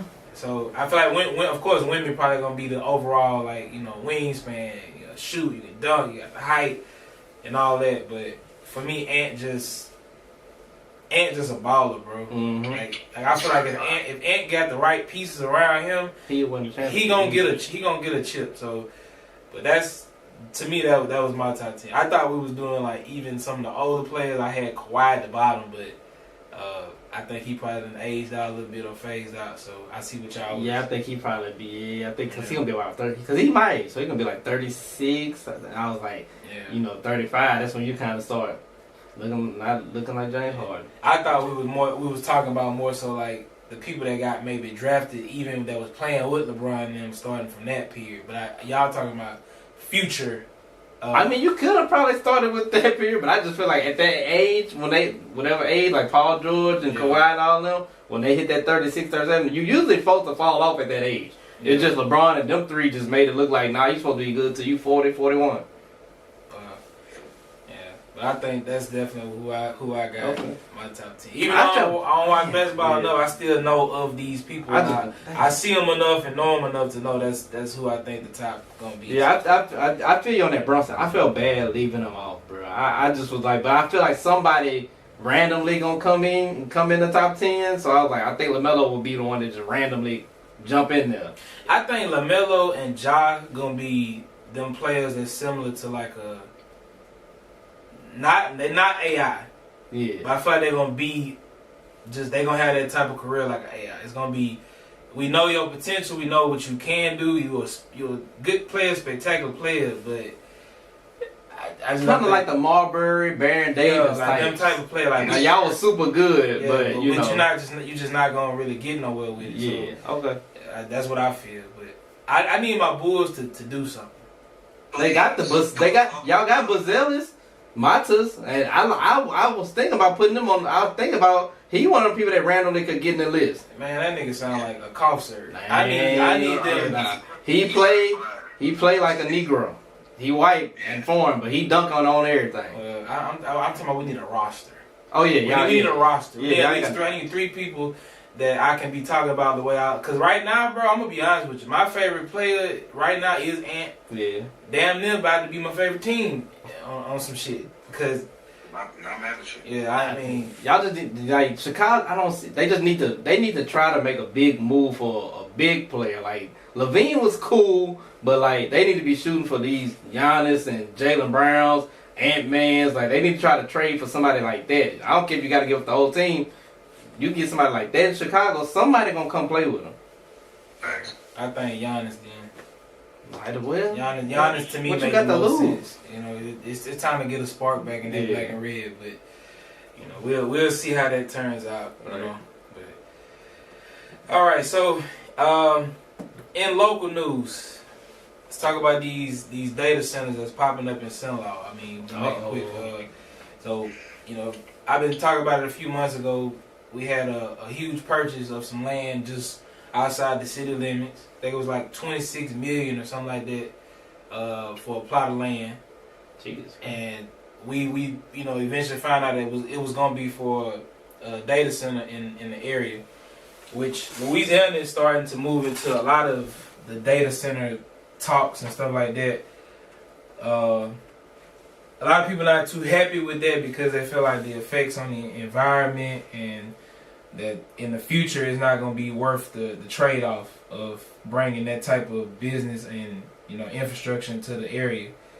But how do y'all feel about the whole data center AI wave and stuff like that? Because I don't think it's not going anywhere. You don't make these type of investments and think that it's just going to be. Mm-hmm. You know what I'm saying? It's not going nowhere, so we might as well get ready to deal with it. Okay. Go ahead, T. I mean, I like it. It's a nice big business. Bring it to Central Louisiana. Might as well. I mean, we've been asking for stuff like that can come in and bring some higher paying jobs. Now the jobs, I'm not 100%. I'm not aware of all the jobs and the stuff that they'll need or want to bring in, the people or whatever, or qualifications. But I'm like, man, if they spent that much money to bring something here, I'm like, they're going to be paying whoever works there. Yeah. And it got to be some local people because I'm like, people, you know what I'm saying? They're going to try local people first because you're already here. Yeah. So I'm like, they're going to bring some good jobs in, people making some good money, and who knows, whatever this data center is or whatever it's supposed to do, it could maybe bring some other stuff in. You know what I'm saying? Or make potential suitors if they like, man, they got that land, that much land for that cheap out there. Let's see what else they got out there. You never know. I'm like, bro, just bring it in and let's see what happens. I'm like, wait, it ain't like we got. I'm like, what is there to lose? We said we want the city to grow. You know, Central Louisiana to get bigger and bring more stuff in or whatever. I'm like, this is an opportunity. Let's just get behind it and see what happens. If it don't work, it don't work. But at least we got the opportunity. Right. That's the thing that we've been missing is giving certain businesses opportunities to try to flourish in Alexandria. So I'm like, oh, whatever it is, y'all. And then people gonna have their little complaints, but I'm like, all right, we'll get through it. We'll make it through. Some of the little naysayers or whatever. I'm like, man, just bring it and let's see what happens. I think a lot of people feel some type of way more so because you got these lawmakers that's making a lot of decisions more so based off of what it seemed like to be for it could be economic development or for their pockets more so than it is the safety and the future of the citizens. Okay, yeah. But I do feel like at some point, sometimes we just listen to what somebody said and then the narrative spread instead of actually doing your own research or finding out how it's really gonna impact.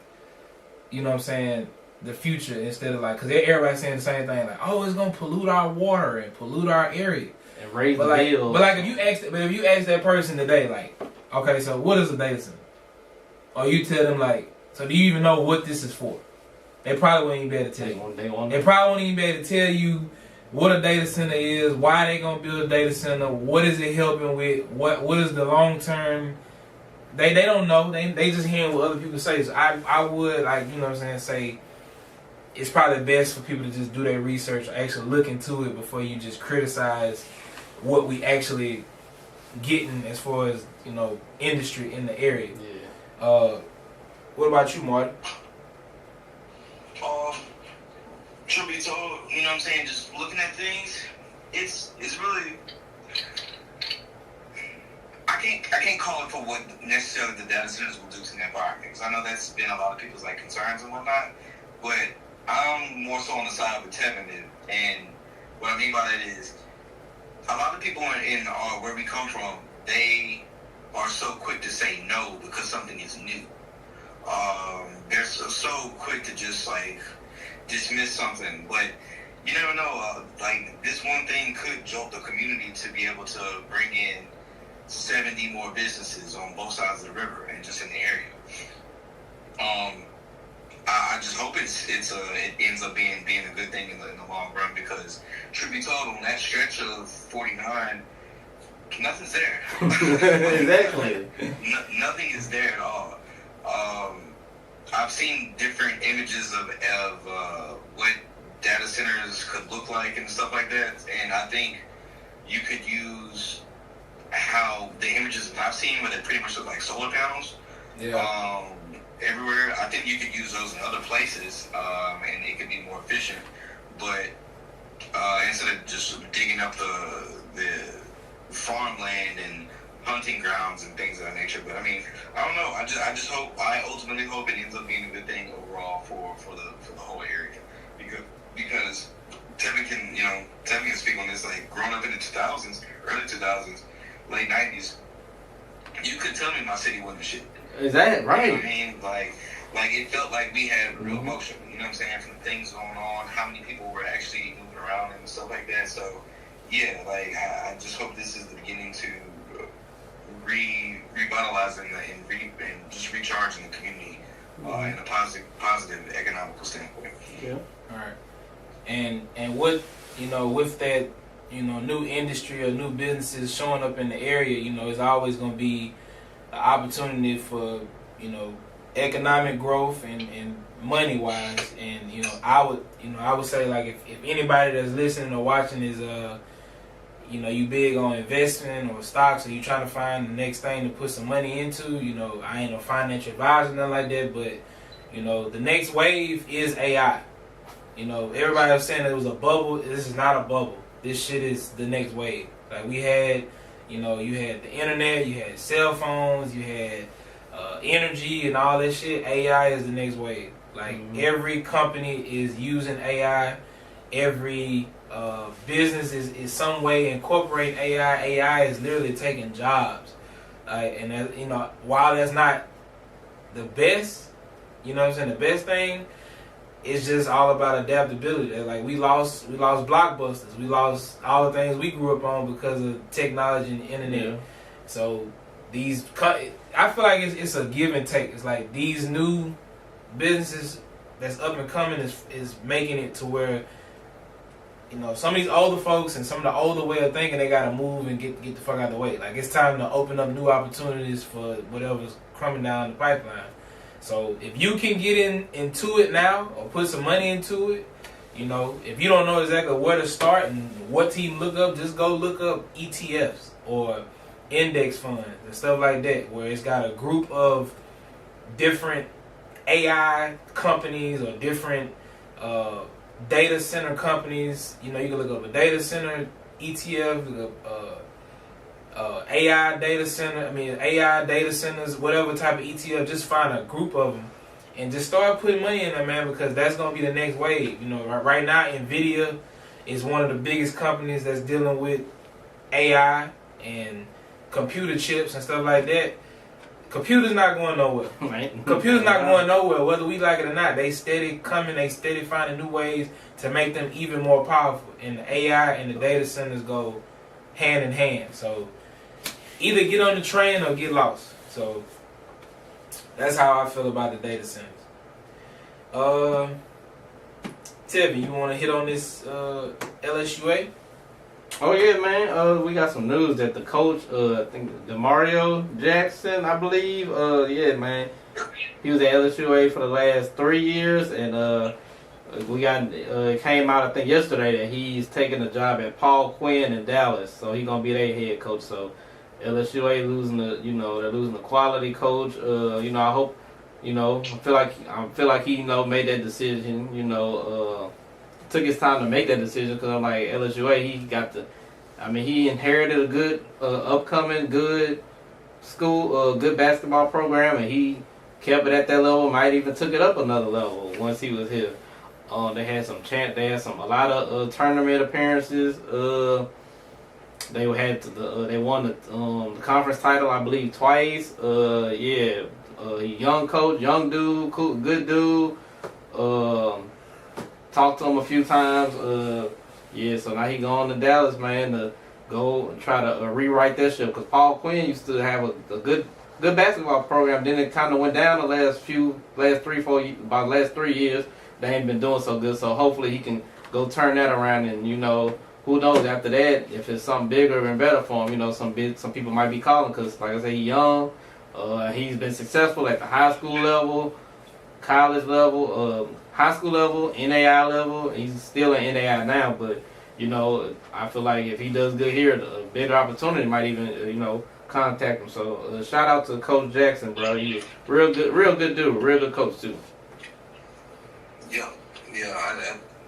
Kevin said it all right there. That's it. I have nothing else to add. Congratulations to Coach Jackson getting a new job. And thank you for boosting our program, our local program up a notch to where you brought it. I'm gonna be real. As long as I've been living there, I've never heard people be excited to go to an LSUA basketball game until he got there. So that's real shit. You know what I mean? Like he's definitely elevated that program. So first time I went to one. Yeah. So shout out to Coach Jackson. Much success going forward, and hopefully I'll get the chance to go check him out while I'm over this way. All right, and last but not least, in local news, Marty, we got your former alumni coming back to do a camp for the kids. Yes, sir. So, DJ Chark, recently retired DJ Chark. Yeah. He is hosting his football camp June 27th over at Ash. Registration will be at 9 in the morning, and the camp will be from 10 to 2 p.m. So, once again, that is June 27th. If I said January earlier, Apologize, I misspoke. But yeah, June 27th, that'll be his football camp. It'll be held at Ash. Me and Tevin showed up last year, and I'm gonna be real with you. It was so many more kids than what I thought was gonna be there. Like, he had a really large group there. Hopefully the camp just continues to grow. And most importantly, thank you for giving back to the community. So shout out to DJ Chark and the game he's passing on to the young boys and girls. All right. Did Kamara end up having his camp yet? When he's supposed to be in the area soon? I haven't heard anything. I forgot. I thought it had passed. Maybe I'm wrong. Maybe it hasn't came over yet. I thought it had passed already. I seen him go to a camp, but I don't think it was in the Alexandria area. It was at like maybe somewhere up closer to Shreveport or something like that. But I do remember seeing a Alexandria camp that was supposed to be coming. But either way, Ash seems to always have a camp every year for the kids, and they always have some of their alumni come back and give back and spend their time with the kids. So that's always something that's a charitable event. So shout out to DJ Chark, man. I know he just retired within this past season. So it's always good to see somebody come back and support their local community. So I see Alvin hosted a couple camps earlier this year. He hosted one in Shreveport and one in Lafayette. It's Chris Olave. Those took place in April. Yeah. Chris Olave did the one here in April. Yeah. Yeah, Ash. Yeah. Well, Ash got it going on, bro. They always, like I said, they always got somebody showing up and showing out for them. So maybe if Bolton, don't even get me started. Shit. Bolton Academy. Yeah, we don't do nothing for our school, but hey, all the kids in Alexandria, if you can go sign up and support the Ash, football camp, please do so. Take advantage of that knowledge, take advantage of that expertise in the area of football. So, speaking of which, we're gonna move on to the NFL. We got some news that I don't know where y'all was when y'all heard it, but Myles Garrett is getting traded from the Cleveland Browns to the Los Angeles Rams. Yes, sir. Yeah, the Rams sent what's the guy's name? Is it Jared Verse? Jared Verse. Jared Verse. Defensive Rookie of the Year, 12 sacks. Sent him in a first-round pick to Cleveland for pretty much the person that had the most sacks in the league. Yeah. Set an NFL record coming off of his prime, Myles Garrett to L.A. So I'm gonna just go ahead and start it off, man. I feel like this is cheating. I feel like this is cheating, bro. Because y'all got Puka, you got Puka, you got Devontae. Mm-hmm. You just got the cornerback that came from the Chiefs. I think they got two cornerbacks from the Chiefs. McDuffie. Yep. Now I ain't gonna lie, I do like Jared Verse, but this is a hell of an upgrade from Jared Verse. And the Rams have always showed that they're a team that's willing to go for it all. They're willing to put all chips on the center of the table and say, "Fuck it, we going for the Super Bowl." But this right here is just this cheap, bro. Like between them and the Eagles, I'm sick of this. I don't know, and I'm an NFC team. You know what I'm saying? Fan of an NFC team. So this is really getting to the point. It's like, okay, how do they keep doing this shit? Where are they finding all this money? Yeah, it's like, and maybe they finding ways to move the salary cap or get more salary cap, and when they get picks, they not giving a damn about taking the picks. But bro, I understand he wanted to go to a winner, man, but damn, like somebody else, please, besides the Rams and Philly. But he finna have an opportunity of a lifetime now to be able to just play on a good team that's gonna always be in contention, and probably one-on-one coverage too. One-on-one. It's finna go down in LA, bro. And they still got big fella in the middle, Fisk, the white dude. Oh yeah, from Clemson. Yeah, he's still there too. So the Rams are definitely loading up. I think this is I don't know how the Rams keep doing this. Yeah, I understand it's LA. They got a lot of money, XYZ, and everything between. But come on, dog. Come on, man. Come on, man. Like we doing a lot here. They doing a lot there. I don't know, but what really concerns me is the fact that Aaron Donald made some comments. I'm not sure if he was having a conversation with McAfee or texting with McAfee. I'm not sure, but Aaron Donald said he's considering coming out of retirement. My question is, with what money? With whose money? Because who else y'all got to get rid of in order to re-sign Aaron Donald? Right. You know what I mean? But what's the old phrase? The rich get richer. Yep. I think this is another case of that right here. So the Rams definitely putting themselves in a position to go for the Super Bowl again, as the Super Bowl is in LA again. What a coincidence. Yeah. So yeah, I wouldn't be surprised if they make another move to try and go all in on getting another Super Bowl ring. I'm about to check our schedule right now and see if we play these damn Monstars. No, we ain't got to worry about them this year. So, well, good for y'all, because we might. Do Saints got them? I don't know. We probably do. I mean, I had that out as an L on the board anyway, but now that they got him, I know I'm keeping that as an L. Well, I mean, and of course we play them. Kirk Cousins or Mendoza gonna get suplexed a couple days before Halloween. Oh, wouldn't you know? We played them second game of the season. Whoop-dee. Yes, sir. I need that. Wait, is that? Hold on. Let me check. I need show to be on the floor. You heard me? Hear me? Alright. Hold on. Time out. That's just preseason. That was a preseason game. So we played them second game of the preseason. What about the regular? I don't know. My phone is going super slow. You got to have. You a fan? You supposed to have the schedule, man. I'm a fan, but I'm also realistic too now. Okay. Alrighty. Oh yeah, we avoid him this year. Oh, y'all avoid him this year. Yep. So next year we'll play him. So Kirk and them are the only one that's gonna be in the hospital. Damn. Of course, it's my luck. Damn.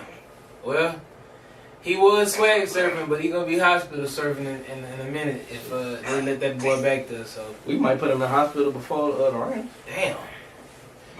Yeah. Men's mental health, huh? All right. In other NFL news, well, let's go to the trade first. We got A.J. Brown also going to the Patriots. Well overdue at this point. We kind of knew that A.J. was unhappy up there in Philly. Shout out Rossini. Shout out Diana Rossini. Yeah, shout out to her breaking up homes. We heard about we pretty much knew about the A.J. Brown situation for a minute now. They started talking about that more than they did the Eagles at some point. Like, the team, like, it just got to the point where the man just needed a fresh restart, get up out of there, and now he gets to go and be back with his former coach from Tennessee before he was a Philly Eagle. So I think that this is a good move because we've seen what he can do with that coach. Yeah. You going up there with a quarterback that's still on a rookie deal. So if it don't help your quarterback develop and give you another weapon on the outside, I don't know what else gonna help the Patriots. Like, still don't feel like they should have ever been in that Super Bowl last year, but hey, I don't think the receiver is what y'all really needed to get y'all over that hump. I think y'all need a lot more, but I can understand why y'all went for a receiver. But how y'all feel about that? A.J. Brown getting moved. I mean, that's a massive piece because they already said they're not bringing back Stephon Diggs, so they need a wide receiver one. And A.J. Brown, he is no doubt about it. He's going to get the football. I know that was a lot of his frustration in Philly, whether Philly wasn't pushing the ball down the field or Jalen Hurts just wasn't looking for him. Whatever the story is, that is no longer a concern. You're a wide receiver one, and more than likely, I think that he may be the best weapon on the offensive side of the ball.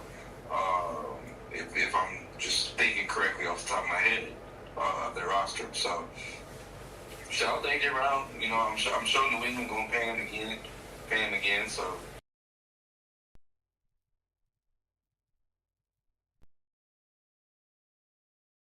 Doing something to stay relevant. I'm tired of it.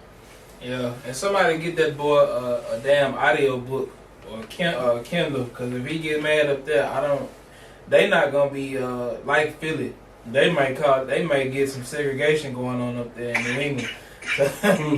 Somebody need to get that man a fucking Amazon card or something. So, but yeah. And another well-known receiver in the NFL, Mr. Odell Beckham, My boy. LSU alum, is returning back to the New York Giants, where it all started for him with his NFL debut. I mean, it's kind of, I guess he's good for the storybooks, but Yeah. do y'all see this being a major impact for the Giants, or just some type of locker room move or franchise? I think it's just something to get the locker room maybe a little spunk or something. They got Jackson Dart. He got a little, I guess you could say, swag to him or something. Bring Odell in and just lighten up the vibes. I mean, I don't know how effective he gonna be. I mean, he said he feel like he still can perform at a high level. So they like, should we can get you for a low price? The city, so you ain't not accustomed to living here. So we'll just get you accustomed to running these routes. Just see where it goes. He's still kind of young. I think he only 31, 32. So go out there and try to help the team do something. I mean, there's no expectations really with the Giants, in my opinion. So there's no expectations. So I don't think people are looking at him to come here and be the same 1,500-yard receiver that he was in the first year he got in the league or something like that. But just come here, be a positive locker room person, bring the energy, and we know you work hard. So yeah, just gonna bring that vibe back.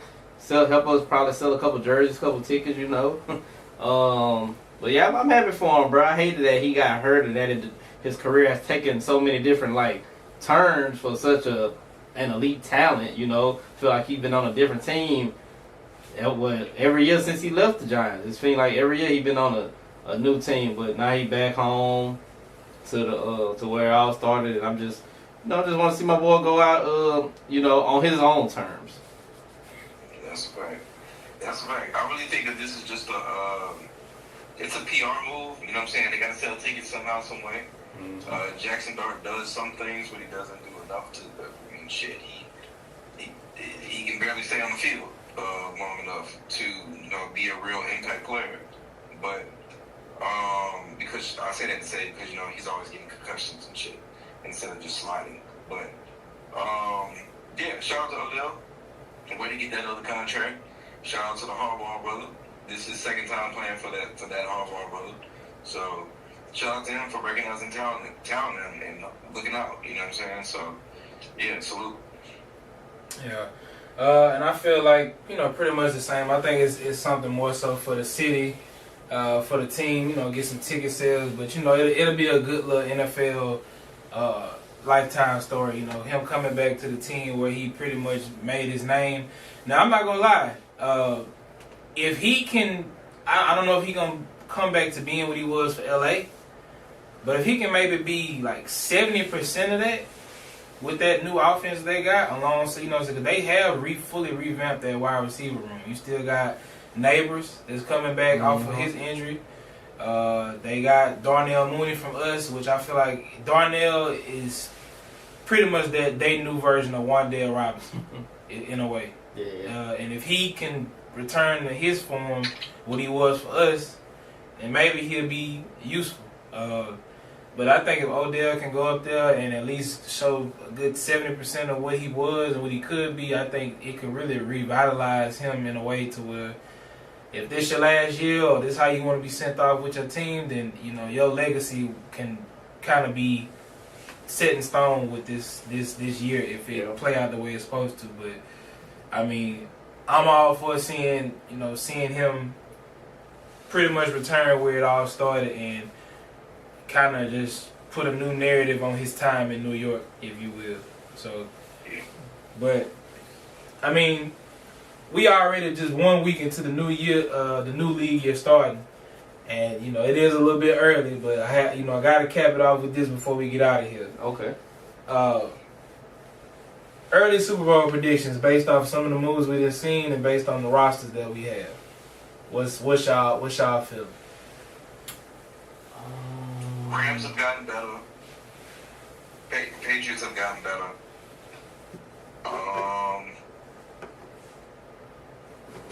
Vegas has gotten better, but we're not no Super Bowl team. Right. The Broncos have gotten better because I think people forgot that they got Jalen Waddle. Yeah. Okay. Yeah. Ooh. That's a big move for them on the low. But I would have to say Super Bowl favorites or predictions. Ooh. I don't trust Green Bay. San Francisco was hurt a lot last year. I'm kind of thinking out loud here. Did we not have that discussion last year about Green Bay? I think this year really cemented it. Yeah. Niggas arguing me down about that one. Yeah, this year really cemented it. The fact that Green Bay, they can't get past whatever mental hurdle that is. Yeah. And side note, I'm gonna say this while we're here in June. If LaFleur doesn't get it done this year, he's gonna get fired by the end of the year. And get it done, I mean at least to get to the Super Bowl. Ooh. But if I just have to say a team that's I'm never picking the Eagle Empire, so give me twist them all. Give me the Rams, and I hate to say that, but give me the Rams because they shit, bro. It's like they didn't lose nothing. All they did was gain. They got so much better on defense in the secondary and the defensive line. Yeah. Right. So I'm a prisoner of the moment. Give me the Rams right now. Yeah. And then it's kind of like going back to that A.J. Brown move, bro. Now that you just said that, bro, I feel like a team that really needed A.J., realistically, was like Green Bay. They need a wide receiver weapon. Like, cause they got rid of I think they got rid of Wicks or one of their receivers and sent him to Philly. Mm-hmm. And you need to replenish that, you know what I'm saying, that gap. And y'all haven't had a dominant threat at receiver since Devontae. So, I feel like that would have been a team that could have, you know, made some noise in the NFC situation, but y'all let New England get it. So he gone to another division or whatever, so another conference. So, but I still feel like out of the AFC, bruh, I got the Broncos probably going back, and hopefully this time they can actually make it to the Super Bowl. You know, because I feel like the Patriots, they made it there, but I know a lot of people argued about the how tough the schedule was. They made it based off of that alone, but I feel like the Broncos still got most of the pieces they need. They got a little bit better, adding Waddle. They just need to stay healthy. I feel like they got the coach, they got the longevity to prove it. They got the roster for it. So I can see the Broncos coming out the AFC. And as far as NFC, like I said, it's right now, it's got to be the Rams or the Seahawks. And I think that Rams versus Seahawks games, whenever they play, is going to be must-watch. Yeah, that's definitely going to be must-watch TV on that one. Yeah. I forgot to pick an AFC team, but if I'm going to pick a team, come on, Lamar. It's got to be your year. This let me see the Rams and the Ravens in the Super Bowl.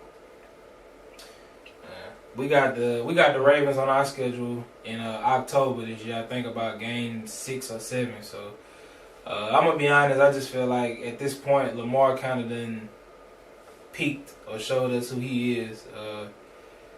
He just I don't know. You've had some teams. He have had some rosters, and they done let him down in the biggest moments with not catching the ball or just doing stupid shit. I still remember that game with Zay Flowers and them fumbling and dropping the ball. Like it's just, you can't do that, bro.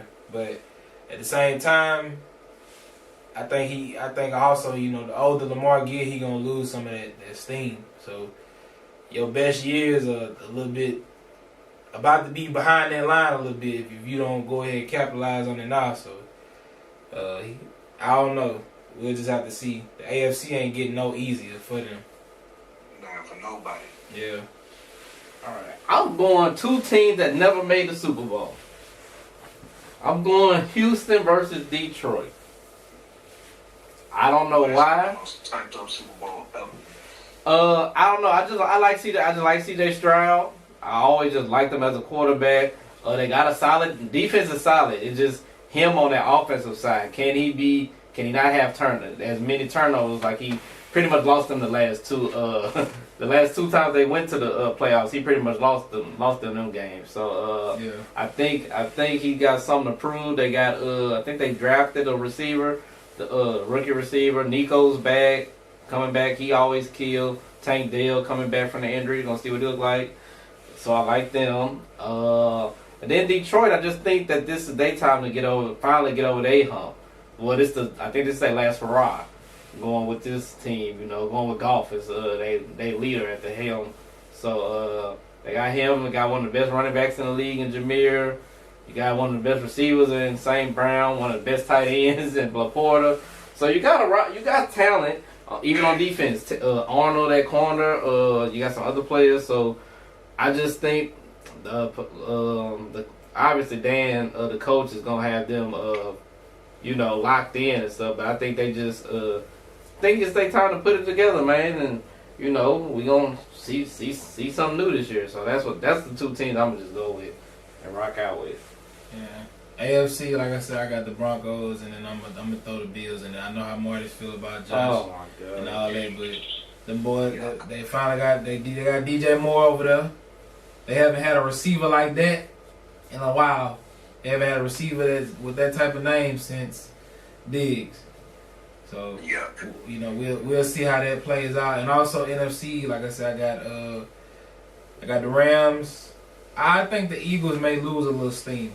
Yeah. And I'm going with Chicago. Chicago for what they did. Okay. You know what I'm saying? With Caleb last year, I see them getting better, that connection growing, that young team growing.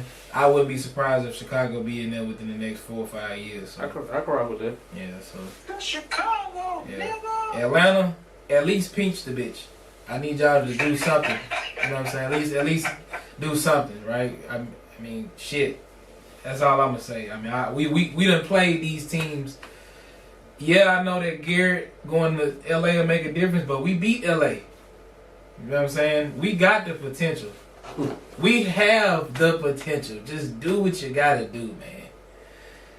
But anyway, man, y'all got anything else to add to this before we get out of here?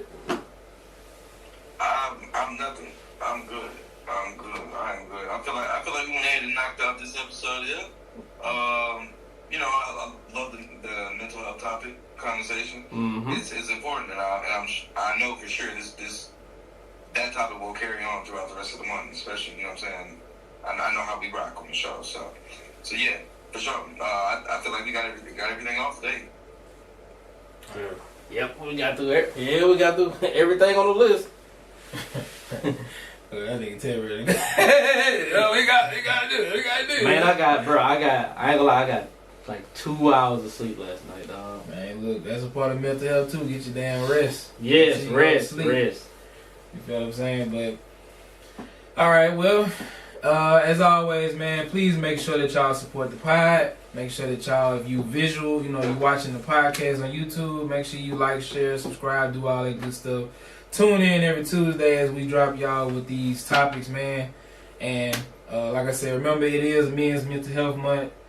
Make sure you talk to somebody. Make sure that y'all support somebody in need, or just ask a fellow brother or brethren how they are doing today. Make sure that you check on somebody. So other than that, man, live from Studio E, Marty Lee, Marcus T, we out of here. Peace. I'm on some news. I'm stuck in my deuces up to her.